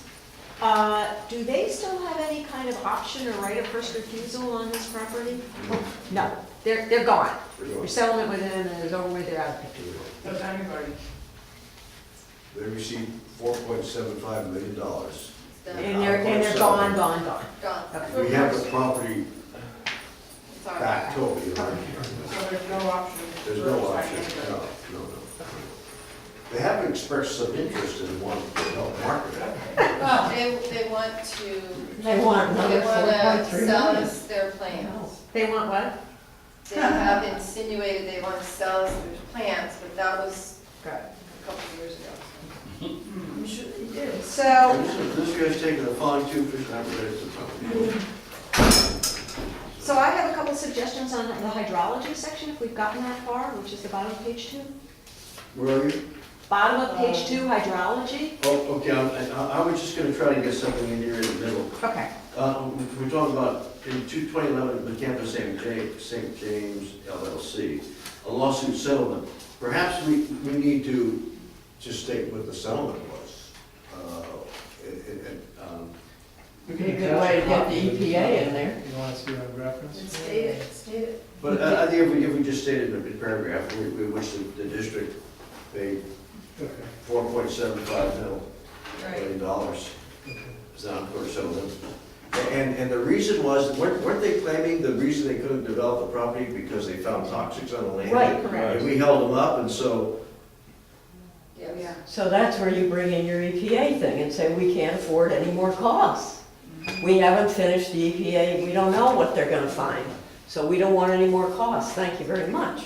Well, it's gonna be at least 4.75 million to fix the property, otherwise the district wouldn't have paid that much money that they had to develop, in the original development. Think about it. Otherwise, the city, the district would have just cleaned the property up. No, but I mean, there's an ongoing EPA study now, this would be a good place to bring it in as a little more ammunition. More costs. More cost, more uncertainty, no risk assessment available. See attachment 1, letter to the city. so here it says the district. In May 2012, the district submitted an application to the city for a general plan amendment for software change. Should we say the general manager of the district? Is that who did it? That's who And did it. that the board never had a No. voice in it? I should say that. That's what we said earlier. Is that attachment one, the Guthrie letter? Is that attachment one, the Guthrie letter? What's attachment? In the- Attachment one is the application to the city to do the general plan amendment. Oh, So that is a letter written on behalf of the district by Fortune Country. Is it on district letterhead? No, it's on Fortune Country. Okay, oh, here, that's better. But I'm saying, I think more should, I mean, it explains why we pulled the letter back. There was no board involved, no public process. I would suggest you getting way far down into the process at this point, you guys. The portrait got through. This section is just giving a broad overview. We get into the EPA and so forth for a letter. This is basically a high-level introduction. So you don't need to capture everything right here. Correct. We definitely address the EPA, for example, later in the letter. And I would just strongly urge you to not go down into the weeds on the process with the Forest Guthrie process, because it is done and it is detached from this right now. And I think we've spent enough time on it, to be honest. Well, see, in May, I'm just trying to get this as factual as it could be. In May 2012, the district submitted an application. You want to say, I mean, unbeknownst to the board, the district submitted an application. Yes, Without board approval. because if you don't say it now, then it's assumed you did it, Exactly. and you didn't do it. Okay, in May 2012, unbeknownst to the board of directors, Right. the district submitted an application. We won't say the GM. The district We'll say manager. The district submitted an application to the city. I think that should be clarified, because I was on the board then, and I didn't know about it, and I don't want them to assume that I submitted an application. Does that seem? I got it, thank you, yeah. Ma'am? Yeah. Yeah, that's an important fact. Okay. Well, we could add there's no public process, but that's But you That's just fine. did that. Yeah, if it's unbeknownst Yeah, okay. to the board of directors, it's clear. Anything else jumping out as we get down into the hydrology? Yeah, before we get there, in the penultimate paragraph before that, the board approved the development of 3 to 5 year, date would be helpful? Or Well, even here a we go. year? The board approved development of it. You know what, we haven't approved it. We gave direction to the staff to come back with a proposed agreement with the Golden Gate Bridge Highway Transportation District to use the site for overflow parking. But we haven't approved. so maybe. So then you need to rewrite that paragraph, because it says you approved it. I know. And then that should have a date if it was approved, otherwise you could just say the board has explored or something Well, like we gave that. direction to staff to work with the Golden Gate Bridge Highway Transportation District and the city of Larkspur to come back with a That's what it should proposal. say with a instead of proposal. approved. But again, a time frame would be helpful. I mean, if it were in 1940, it's irrelevant. No, this was Well, recent. it No, was. this just It was happened. what it said Craig's been In here. 2013, it's an open business item. The district said, we would like to go talk to you guys again. We started seeking an agreement with them a couple of years back for the exact same purpose, and it hit the skids for whatever reason, it didn't go forward. So last year, we said, well, gosh, how come we haven't done that? There still seems to be the need for the parking, so the board provided direction to staff to reopen those discussions and go ahead and seek an agreement with Golden Gate. That hasn't happened. That is So could one say, you know, since roughly 2012, the district has been in on-again, off-again discussions with, you know, Golden Gate, blah, blah, blah, for the following purposes? Well, it was happening when Rick Richards was here too, so. How about the district is currently pursuing the development of a Sure. 3 to 5 year agreement? There you go. There you go. Currently, The district is currently pursuing the development of a 3 to 5 year agreement with the Golden With Gate. Golden Gate Bridge Highway Transportation. And may currently and pursue. coordinating that application with the city of Larkspur. Yeah. So one thing, we want Larkspur to be fully aware of what we were doing, and Right. so that way, I think everybody, we cover all bases. So Larkspur doesn't think we're going out on our own, cutting a deal with Golden Gate Bridge. Larkspur wants, Of course they our want. parking. Well, they want the They want parking. ours. They want all of your everything. Sounds like a love song.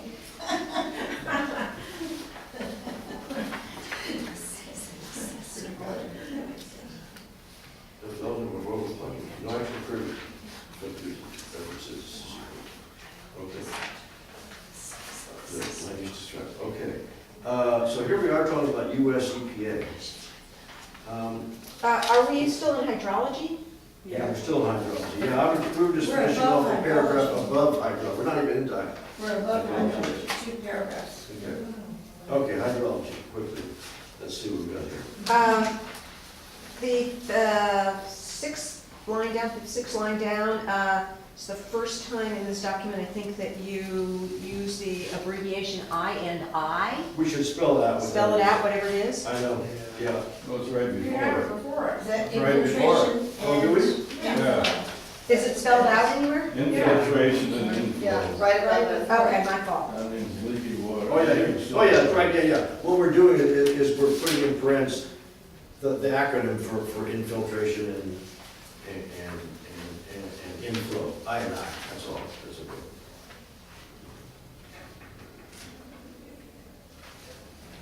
And I would also suggest in the last line of that page, that where the sentence ends, sanitary sewer overflows.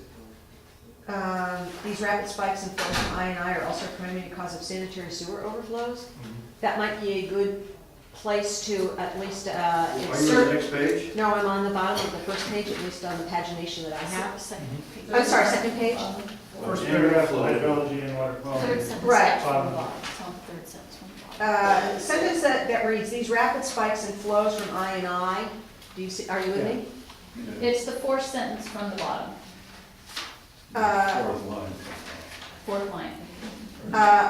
Are also a primary cause of sanitary sewer outflows. I think that might be a good place to just drop in a phrase that says something like, note that the district is already under a cease and desist order related. Well, we're gonna have a whole paragraph dealing with that. Okay. That's an important topic. But it seems to me that that would be a good place to drop the first reference to it, because you're already talking about the fact that you have these rapid spikes. And I think it would be good to tie in there at least a reference or a preface to the notion that there's a cease and desist order. And these rapid spikes could exacerbate it. What we say is that the primary cause of sanitary overflows.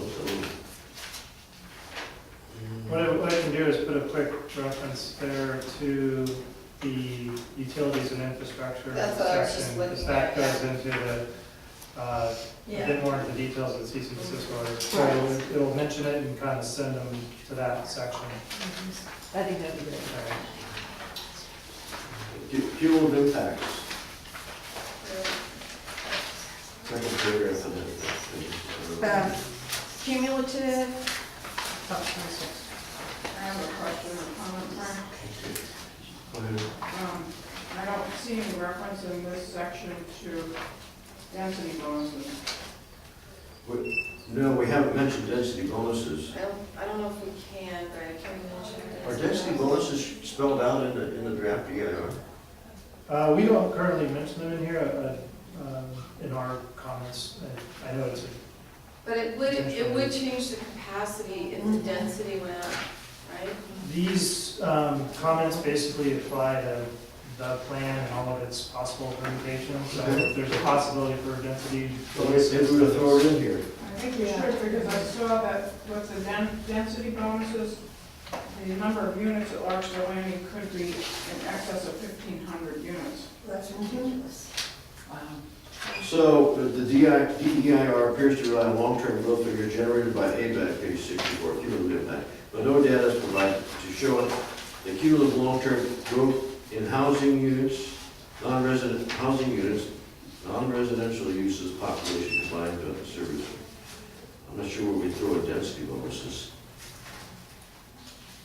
I don't don't think you can throw in the density bonuses until you sort that sentence out, because that sentence isn't clear to me at all what it's saying. Well, if we talk about capacity, potentially we could add it as, say, if the density bonuses are applied, then the capacity would even go higher. How's that? That way it's kind of attached, but it's not, you know what I'm saying, right? I've lost track of where you're at. Well, I'm just trying to see where we There talk are about. cumulative impacts, five lines down. Cumulative impacts and ABAG. Well, It's on page 64. You all are aware that the. it's just a good place to stick in right here. Density bonuses. Where do we talk about impacts of capacity and stuff, and, where's that? Was the idea to capture the importance of density bonuses on land use? I think all we need to do is make a quick reference to it in the first sentence under cumulative impacts of land use changes in the region. It should be in land use. So under, it will read, the DR does not adequately address cumulative impacts of land use changes, including potential impacts from application of density bonuses, and goes on from there. Right. Density bonuses throughout the entire Ross Valley Sanitary District, not just. Okay, Right. okay. Right.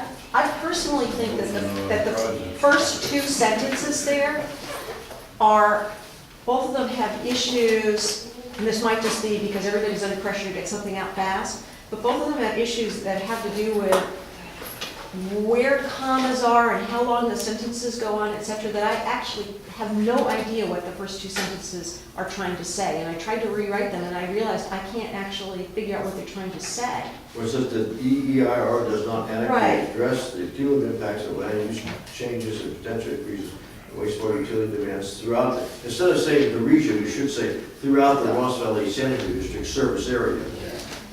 Get rid of region, so it's clear. Well, the reason it's region is because we're referring both to SD1 and SD2, which Okay. contribute to the overall project area. So it's I Well, let's see, well, so throughout the Ross Valley Sanitary District area, throughout both, how about throughout both? Right. The Ross Valley Sanitary District area and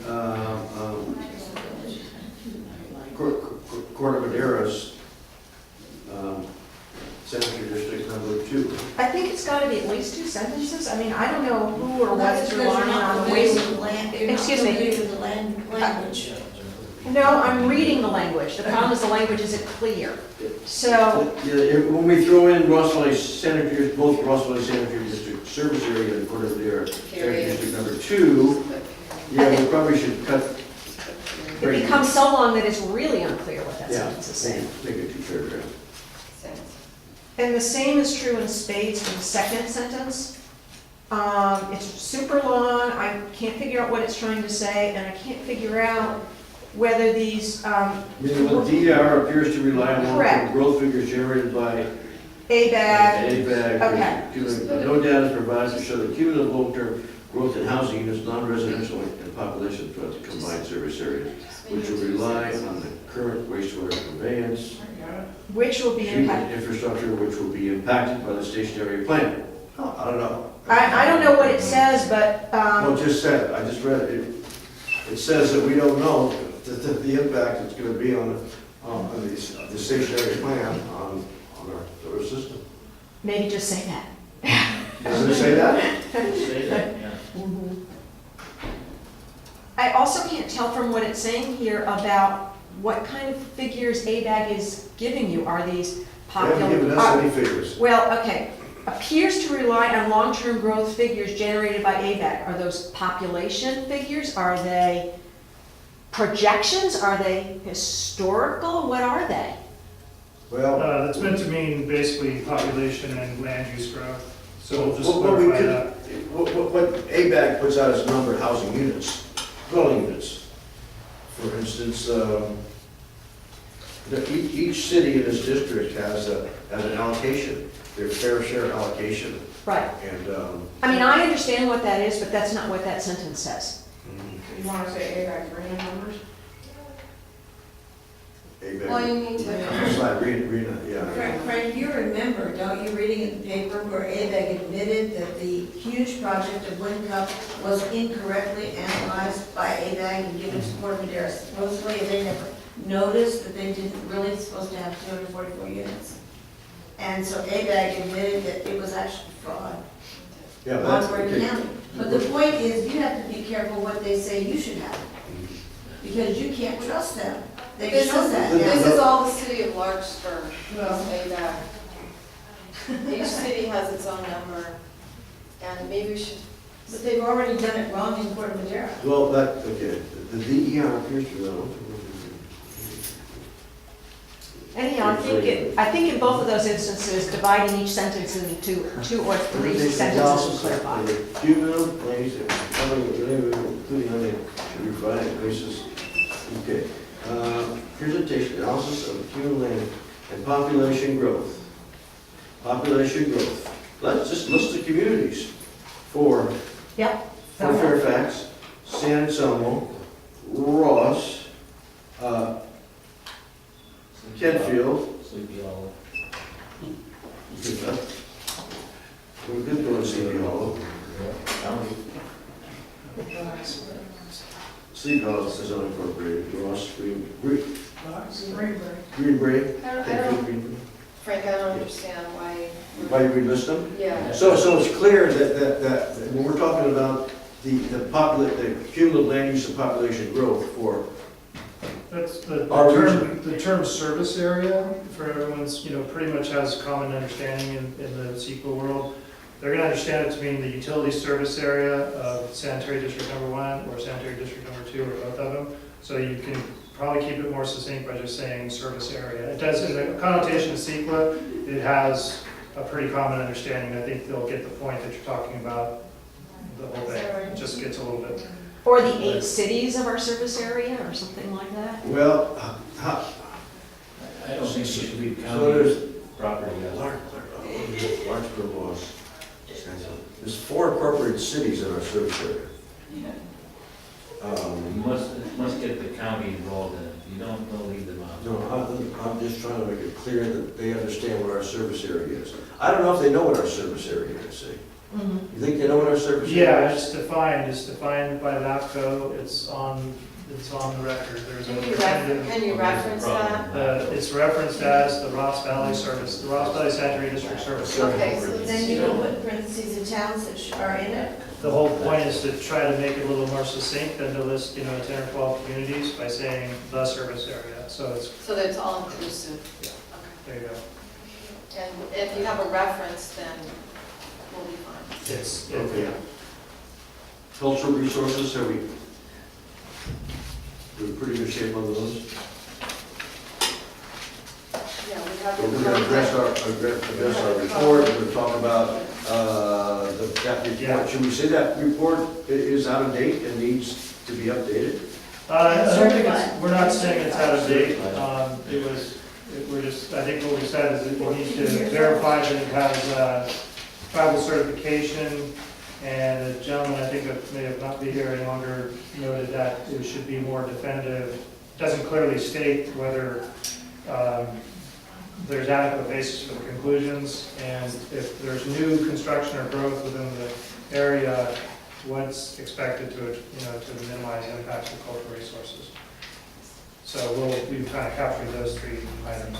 Were you also going to include that we assume it's going to impact other areas outside of? It could be, right, it Yeah, could be the whole thank you. area. That Yeah. similar issues may apply to other sites within the study area. It's not Yeah. just ours. Is it 2000 study? Hazardous and hazardous materials. I think you ought to, the district must know or have an idea of the cost of remediation of the land. I mean, you went through a lawsuit, you paid the lawyers $1.6 million. Some expert must have determined what the cost. I don't think so. No, it was never done. What they claim is the 4.75 million was how much is the developer put into the project to get it to where it was, and how much they, I guess, lost in the profit or something. Right, okay. That's where that 4.7 million came from. So no one- And, I we've bandied about figures of up to 5 million to go in and clean the entire site. Take it all out, and take it to an acceptable landfill, remove it from the site. In the $5 million range. So if you figure that, if you've already got 4.75 and 1.89 in legal, another 5 million to clean up, if we sold it for 12 or 14 million dollars, we break even. That doesn't make sense, does it? No, but I think, maybe in this paragraph, you mentioned that the district has no money to clean it up. Well, we have. Unless you've got $5 million somewhere in that tunnel. Okay, so hazardous material, it says a portion of the concrete debris was buried on site. Contributing factor to subsequent lawsuit and settlement between Ross Valley Sanitary which ended the efforts at developing the property for new long-term uses. And that's where we can throw in the 4.75 million settlement, right? Is that where it should go? I've already described, I've got a note, Frank, to describe the basic terms of the settlement. Okay. Further when we covered it. Okay. Well, let me You show should put you. it there though too, where it says this information was a contributing factor to the subsequent lawsuit against 4.7 million? It was 4.75 million. $4.75 million settlement. That was right. Yeah, there we go.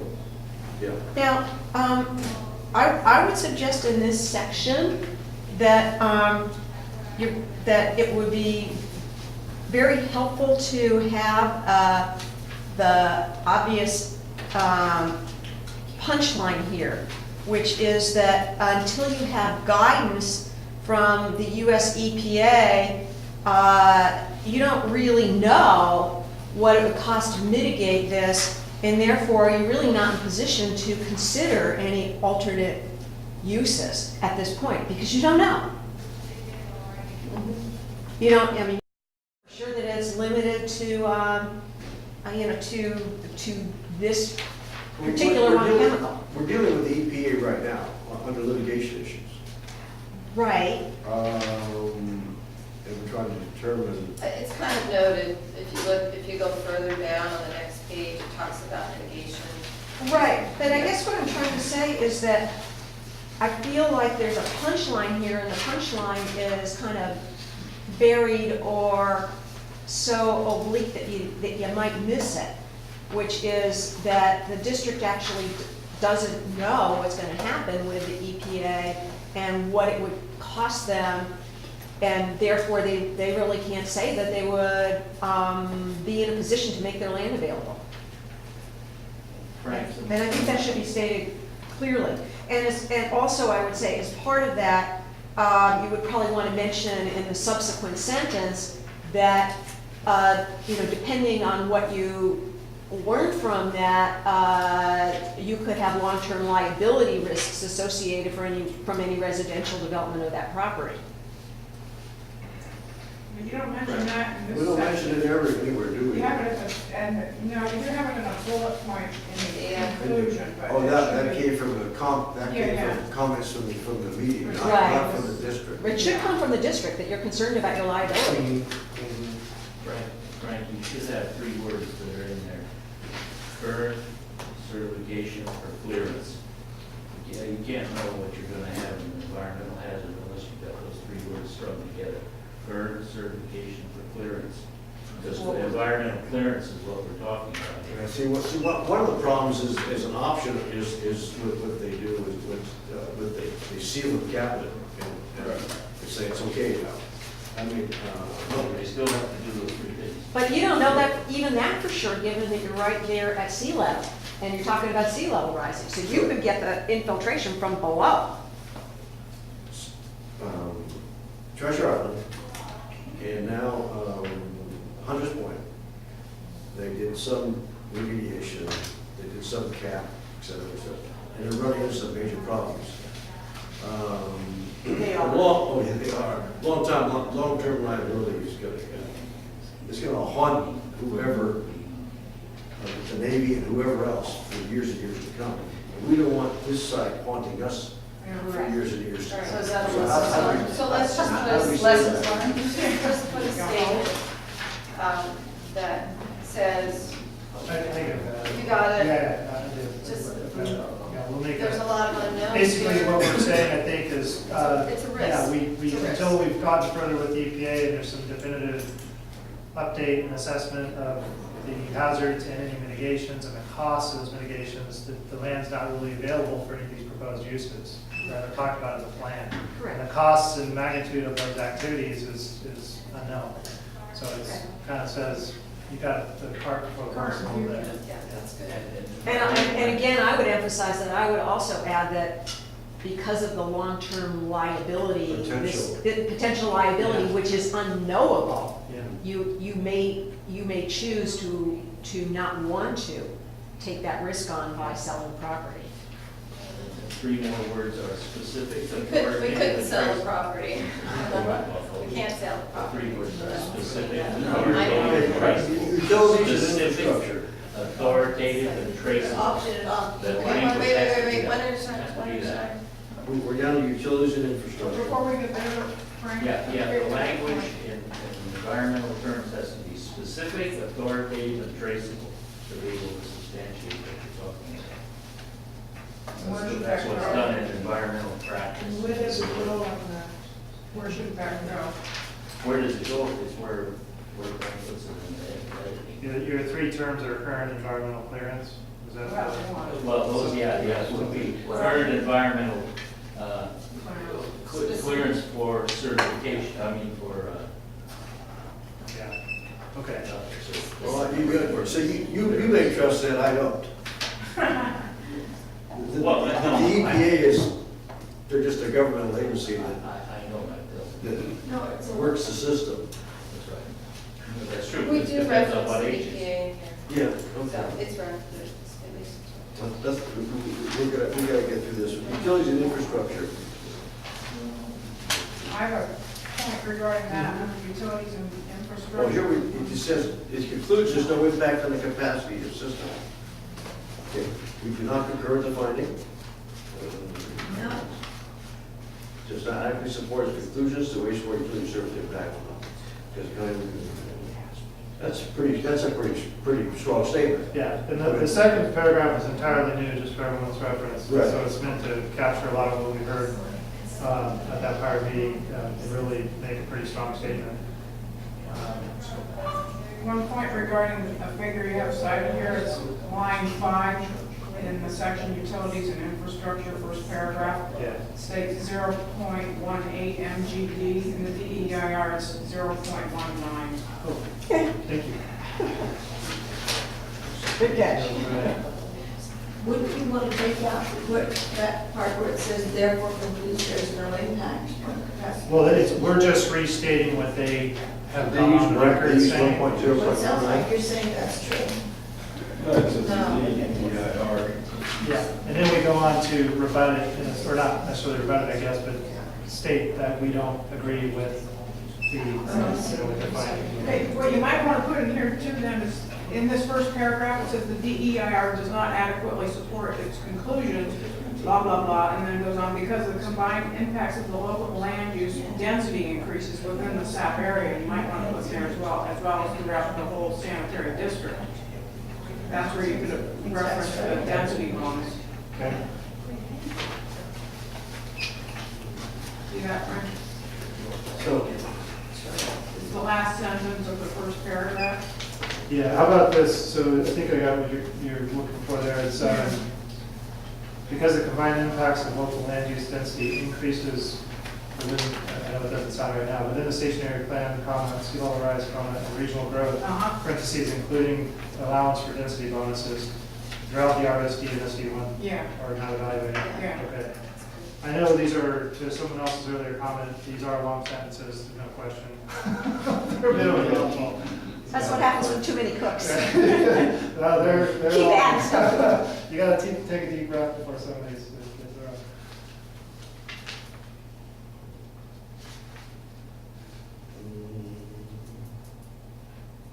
through. So this section, I guess we're again for folks over there that evening, this is one of the bigger changes to the letter. So it's that the second half of the first paragraph Yeah. and the entirety of the second paragraph are really meant to be making a strong statement that basically says, you really don't we don't agree with conclusions about the adequacy of wastewater utility service.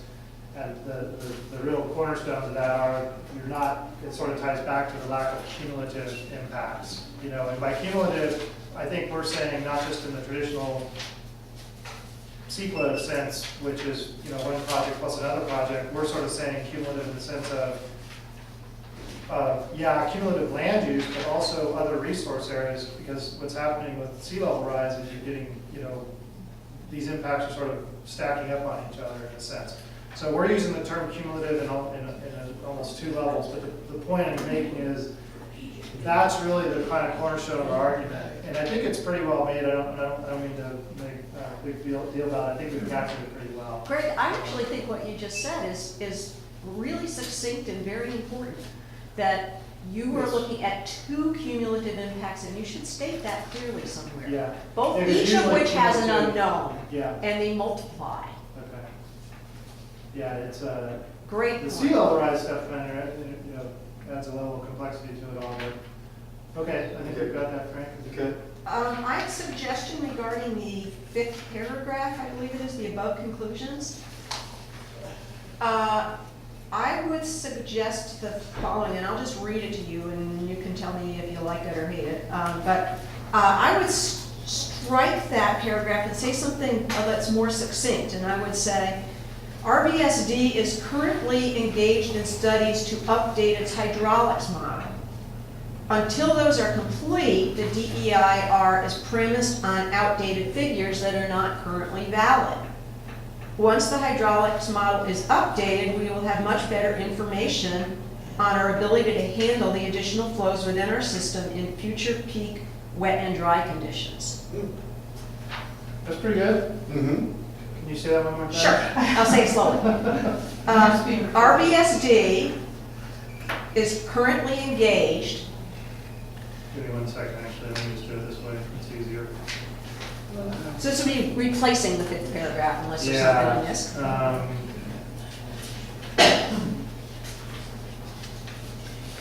This is. It's replacing the paragraph that says the above conclusions. You should have asked them to come in. Infrastructure. Okay, so, sorry about that. All right, let's do Okay. it one more time. RBSD is currently engaged in studies to update its hydraulic model, period. Okay, let me get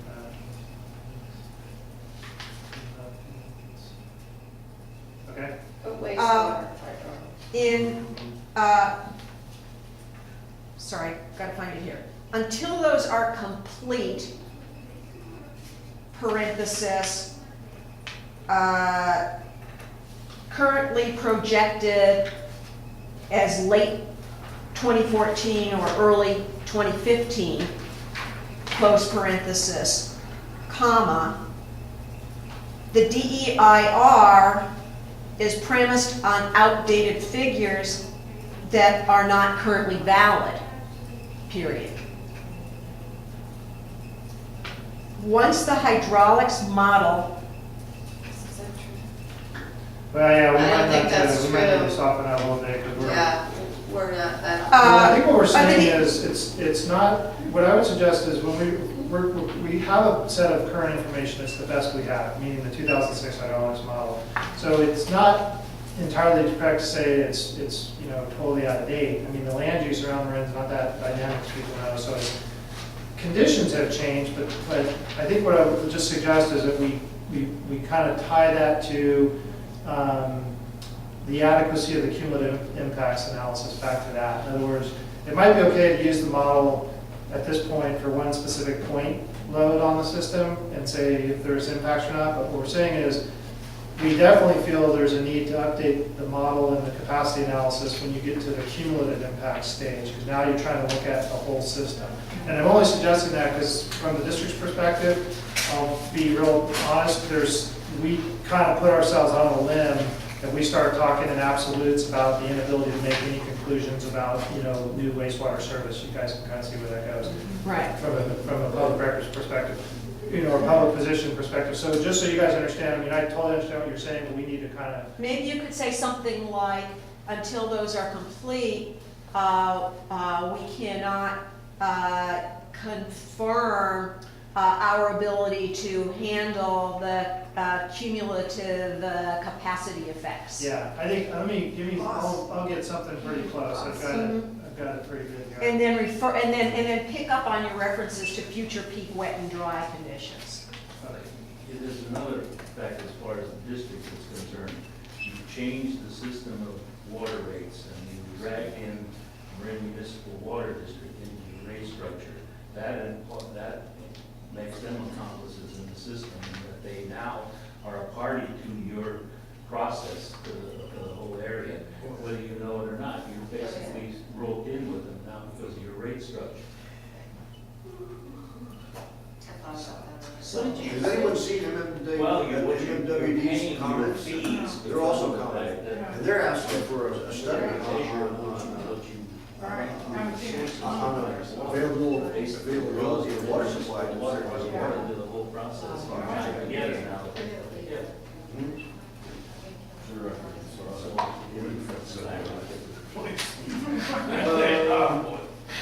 So there, next, here we've got Ross Valley Sanitary District Board comments, general public comments. I think what we need to do is incorporate it all into the comments. Well, so the only reason I sort of highlighted it that way, Frank, is because they're not really, we're into broad conversation topics in a sense. They're not, it's not meant to say that they're not relevant or important, but they're not strictly CEQA. And so normally, actually, I hope folks don't take this the wrong way. Sort of a more strict kind of technocratic approach here, we would just make the CEQA resource comments, and all this other stuff really wouldn't, a lot of times, they'd be like, why are you putting this in the letter? Now, we're, for a very good reason, I think, because of the importance of this project, we're definitely trying to capture a whole bunch of broad information, so there's just no question they've heard these points. They've heard them over and over and over again in different meetings. But my only point in mentioning that, Frank, is I actually think it's helpful for them to just know, okay, here's the kind of core CEQA technical, but there's a lot of community concern, and we're going to tell you for the 20th time, because you've been hearing it other places, here it is. We don't want the density, et cetera, et cetera. So they're kind of more editorial or opinions, for lack of a better word.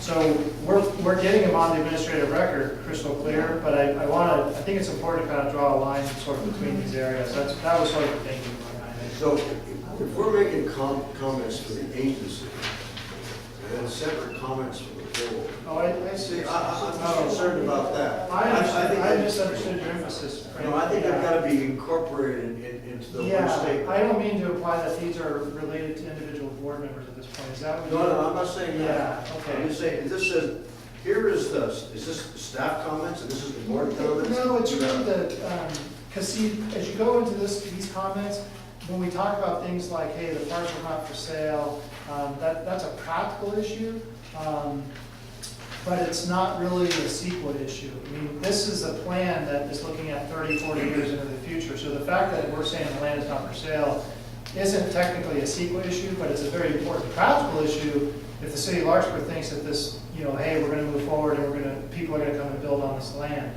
So that's kind of the distinction, if that makes sense. What if you were to put in the word additional before RVSD board comments, so No, additional? We could just say I think additional. they've got to be incorporated into the main statement, Okay. rather than separating out. What do you mean the main How about statement? this? The Well- first page? No, You just want to strike our VSD board comments. Come, There you get go. that out of there.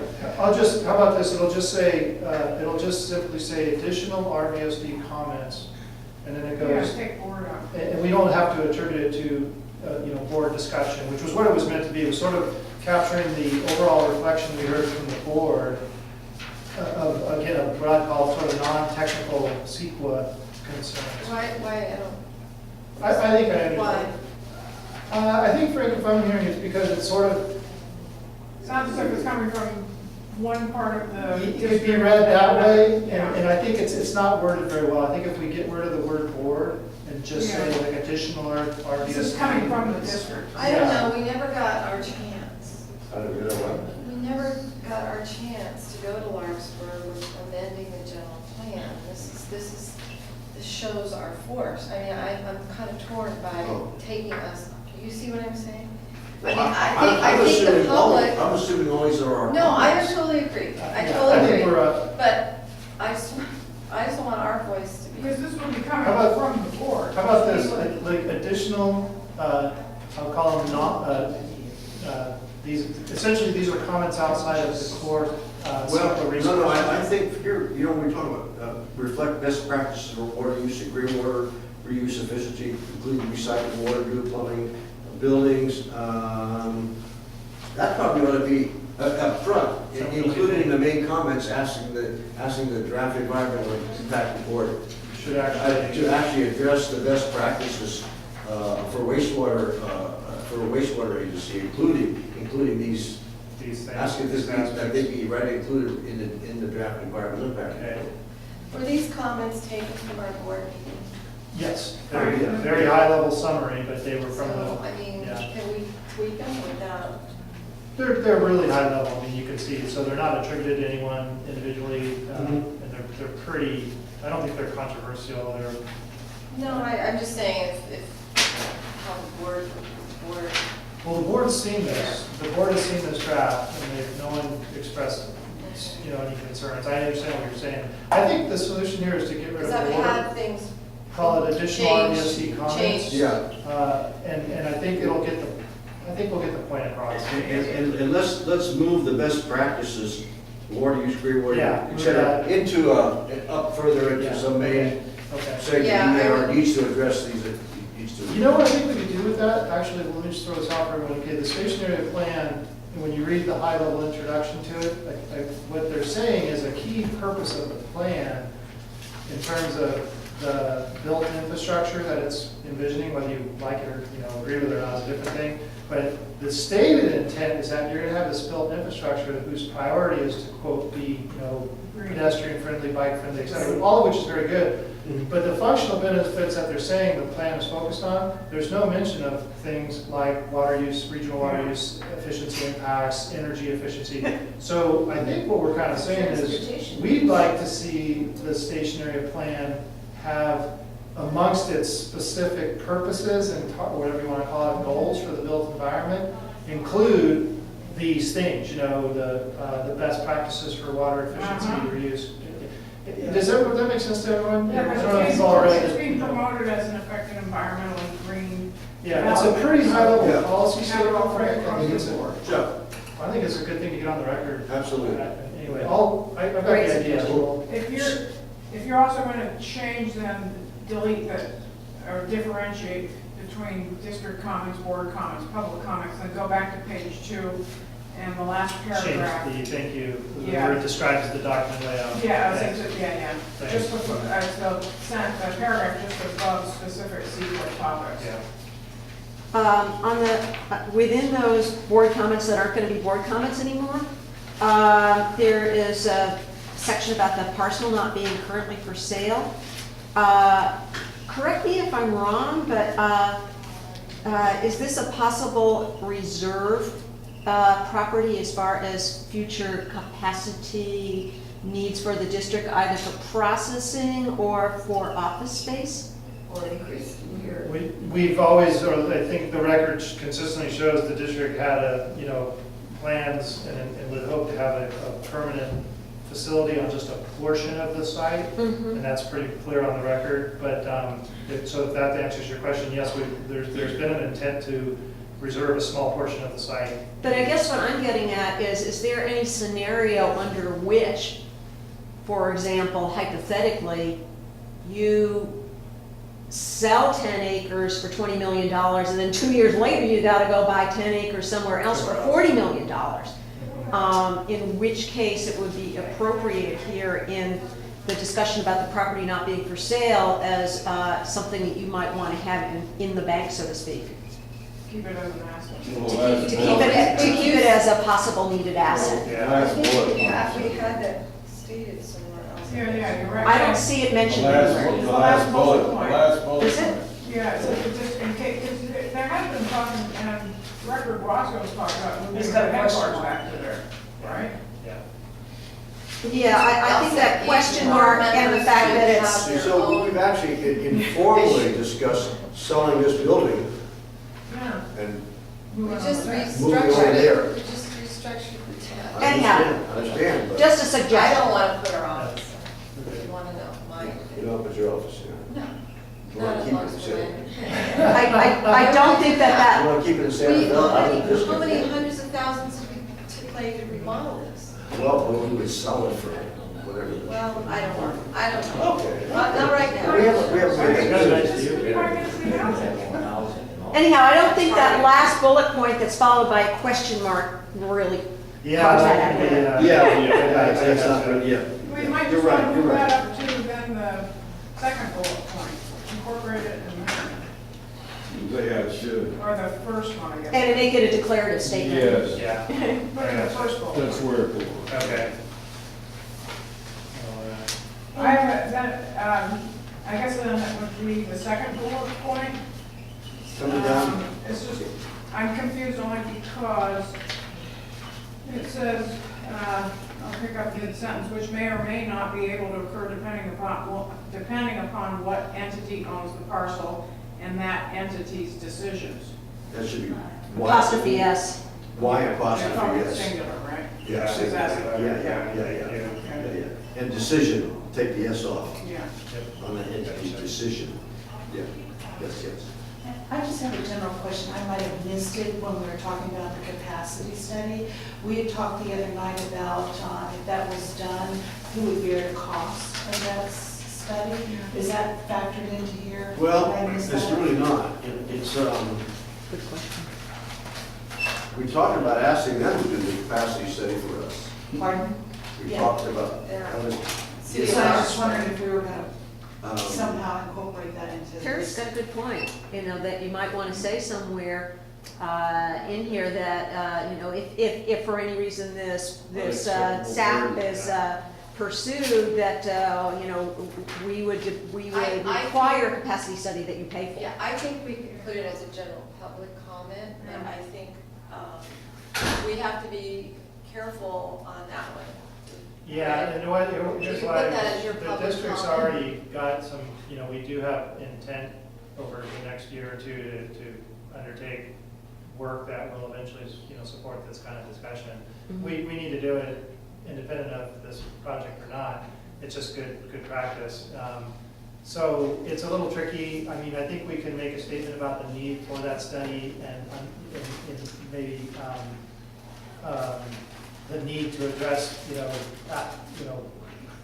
adequate, financial support or something like that. But I'd like to stay away from sort of going on saying City of Larkspur really ought to be paying. Somebody just said, though, that maybe put that under the public comments. That- It's public that- things that's- that- Yeah, that's you know, fine. you could do Like, be part of the EIR. so, you know, any responsible agency should have their own capacity study for their operation. Right, but once again. Aside from the This, SAP or this whatever. vision is being put out there, and now the cost is once again coming back to the taxpayer to have to bear the cost for all this. So I'd like to throw it back to them and say, hey, wait a minute, time out.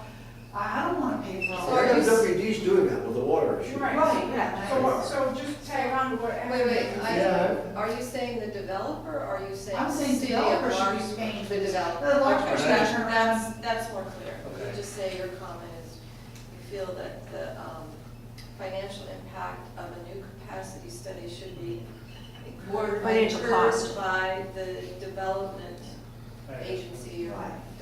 Right. developer. Yeah, because Larkspur will turn around Is that our- and is that our charge statement? us. That's their statement, That's the. public statement, so it's in the record. Okay.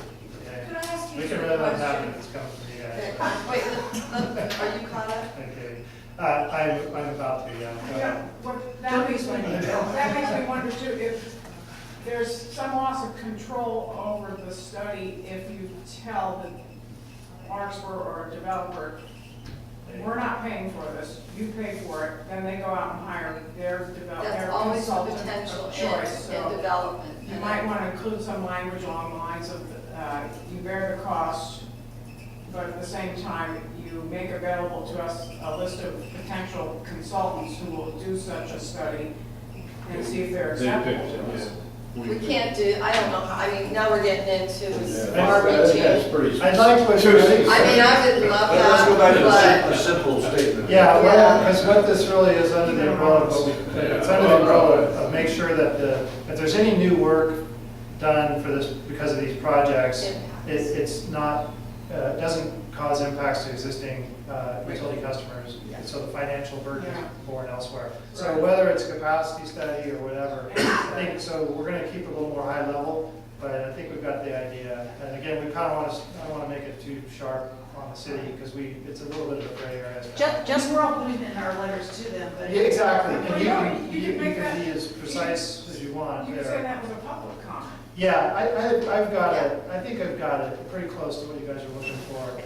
I think it's to the spirit of any, costs imposed on the utility to address this project, whether it's studies or infrastructure, there needs to be clear ways to make sure that those costs are not borne by the existing ratepayers. And just for edification, I believe that what Joan just proposed is what the water district actually Yes. said. Can you repeat that? Sorry if I didn't quite catch it. Yeah, well, you could just say that we want to follow the parallel process, or we want to parallel the process of MMWD, which has, well, it should be, but it's supposed to send a comment letter to the effect that Larkspur has to provide MMWD with a WSA water supply assessment analysis. And the costs of that analysis are supposed to be borne by Larkspur, the lead agency. the Yeah, you guys, so just to make a technical point, there's a reason they're saying that, because they don't even need to say it, it's already legally required. So, and the SB water 610,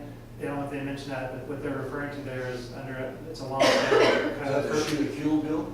I'm not sure, Frank, it probably goes by Yeah, different it's names, 610, but it's yeah. legal, because I've done those, under the state law, development above like 200 units, I forget the number, 500. It's a real black and white issue. The proponent or owner of that development has to go pay for the SB 610 related studies. For some reason, there's not a similar clarity on wastewater, but I think your suggestion about It's a matter of public paralleling policy, it is, okay. good public policy that, So it's similar in spirit to what they're doing Right. with the 610, which is legally required. But you kind of ask the practical question, if you're doing it for water, why wouldn't you do it for wastewater? right. And I think the way that it works for them, at least, is exactly what Joan said, which is that the developer or the agency, the entity that's proposing the development, coughs up the money, and then MMWD hires and supervises the Yeah. consultant to That's produce how the it's study. Because to be blunt, you don't want them to hire some whore. No. who gives Do you their own something on stuff. it. In reading some of the minutes from the previous meeting where Director Guasco mentioned what they call the Lona or Loni tribe, Yeah, this is. different than the Great Rancheria. Yeah, they shopped around for the right tribe to sign That's off. what they did. Yeah, they all look the same like they happen here. I couldn't believe that they're saying they just discovered this. They've always done that. At least 25 years they've done that. Does this mention that tribe, the Loni? It doesn't mention any individuals, it just says, makes reference. It's the Miwoks that were here, isn't it? Yeah, and 4,000 years ago, who knows? Yeah, who was just here. two small comments. Okay. Are we close? I have one little. Whoa. Sorry. We're going to talk about it. My fault. Can I just ask you one question that I don't understand? If we did build, if they did get to build 60,000 square feet of a hotel, 12,000 office space, 888 residential units, and 70,000 feet of commercial, what would that do to your ability to provide waste treatment? Well, we don't know. Well, shouldn't that be in the ERL? Well, that's what we're trying, that's what we're kind of asking for. We said we need a capacity study and. Oh, yeah. Because it certainly And it needs to be done before they can certify the EAR, but the capacity study needs to be done. Exactly. We'll try to get that language. Yeah, and Jen and I Clear. just for that for any future. Not saying they have to do it, but saying before they can certify the EAR. That's just your line, and that This- has nothing to do with this all study that has to stuff be on the done. list. Yeah. Kind of, it's just a statement, Yeah. not saying. It's dusty. Probably, that's. That's the last 2,000. Probably been on the shelf I'll since tell you what, 2000. 2,000. I'll tell you what happened Allergic with to the dads. DIR and DAD contracts. The College of Marin already has 2 buildings built, and both of them need $1.5 million worth of repairs after 1 year old, and guess who's gonna pay for that? Yeah. We are. Of course. No, I have just one tiny little edit. Under general public comments, bullet 2, there's a word missing. Okay. Before the word more should be inserted the word 5. Oh, I see, because you're using the kind of the unit. Oh, yeah, some more wind comes, yeah, gotcha, yeah. Oh, and maybe leave it as is, it could be 20. And also, you said you were just one. Is that old Rick Fine, staff fine, called yeah. Rillamards? Sure. Is the old staff called Rillamards? Yes. Oh, there's a thing in the conclusion, Rillamards.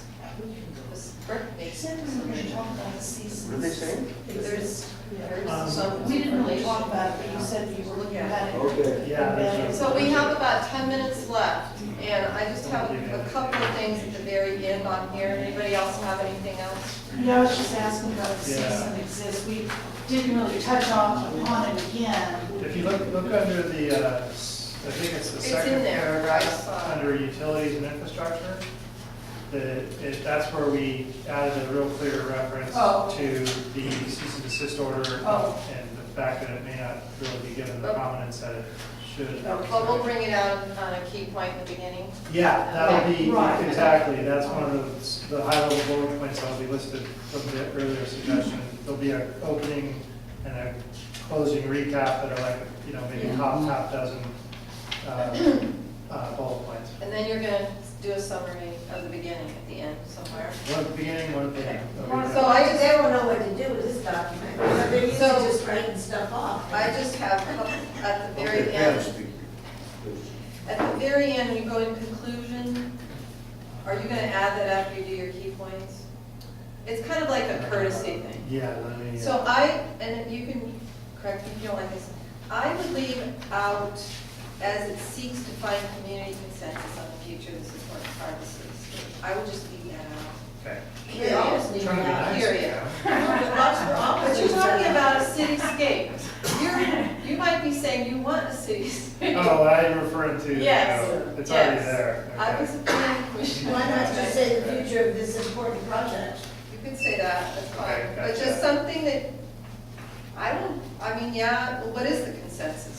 Okay, so then, on the very last, please let me know if we can either, I don't wanna say resolving, because when you make the word resolving, it sounds like there's a problem. It's like resolving conflict or something. So Right. I would take out the word insistence in the above comments, and just take that. Okay, resolving very part good. out. Okay, Alright. that's all I have. You know, maybe you're right, maybe above there, we say in conclusion, you just should stop after it says forward to, looks forward to working with the city. There, council, you period. know, if you give too much information, more is not always better, somewhere. All right. Anything We got that? else? And just the opportunity to comment on the SAPDEIR. I read it together. Okay, so Frank, I want to take out this last, as it seeks to find community census. On in conclusion. cityscape, I don't want to reference a cityscape. I just want to leave period after Larkspur. You could do a period after the DEIR. And then the very last, please let me know, take out the word in resolving, because it looks like there's conflict. I don't like I just struck that whole sentence. So The whole thing, yeah. it'll have a summary, the high level six Yeah. recap of our concerns. All right. And that's So it. I'm yeah. done. One comment on the general public comment. It Okay. says use the parcel for event parking. I recall that it was not just that, because I said it. I said use the parcel for event parking and overflow parking for the Golden Gate Bridge District area parking. Okay. Which is quite different, yeah. Okay. You know, for some reason, Larkspur refuses to designate any part of this area for transit. Parking, Any what parking? you know, how can they have trains with no parking? How can they have, double the size of your agency with no parking? Please take space. Because everybody's gonna ride a bicycle. Yeah, They're gonna walk there. You just want projects that put money in their pocket. I'm not sure how many people are gonna be taking the train from Larkspur and going to Sonoma County. I know, 0. Once a week? 3 or 4 hundreds. probably. Hundreds. Hundreds are gonna walk to the train and take it. Well, we'll find out. Okay, Walk to the train. What are we thinking here? We're looking pretty good? Thank you very much for this opportunity. Good input. I think we've got pretty much most of it again. Please recognize we can get, we have to do on some of this stuff, but I think I think we've got a pretty good comment on it. So this will go in on, sometime Monday For the afternoon. second. Yeah. For the second. So it's not gonna take long to finalize. Certify it, certify it. On your Craig, Yeah, thanks for the reminder. their deadline is 5 PM. Oh, this won't be a problem. Yeah, we'll email a PDF over to Neil, probably by noon or something on that. This is Monday, the second. I've got it, yeah. How about this, well, it probably won't happen over the weekend, but I'll send you an update. I have to work Monday. That's kind of I best I can't can do do. it in a Okay, hospital. I think it's gonna be pretty solid. I mean, it's probably gonna be about a good solid 5 pages letter. It's gonna have, there's no perfect answer and Okay, stuff, but then we're, warn you. Okay, just run. Take it off at 3:30. okay. So maybe you can get it to the rest of the meeting. Oh, yeah, yeah. Adjourn the meeting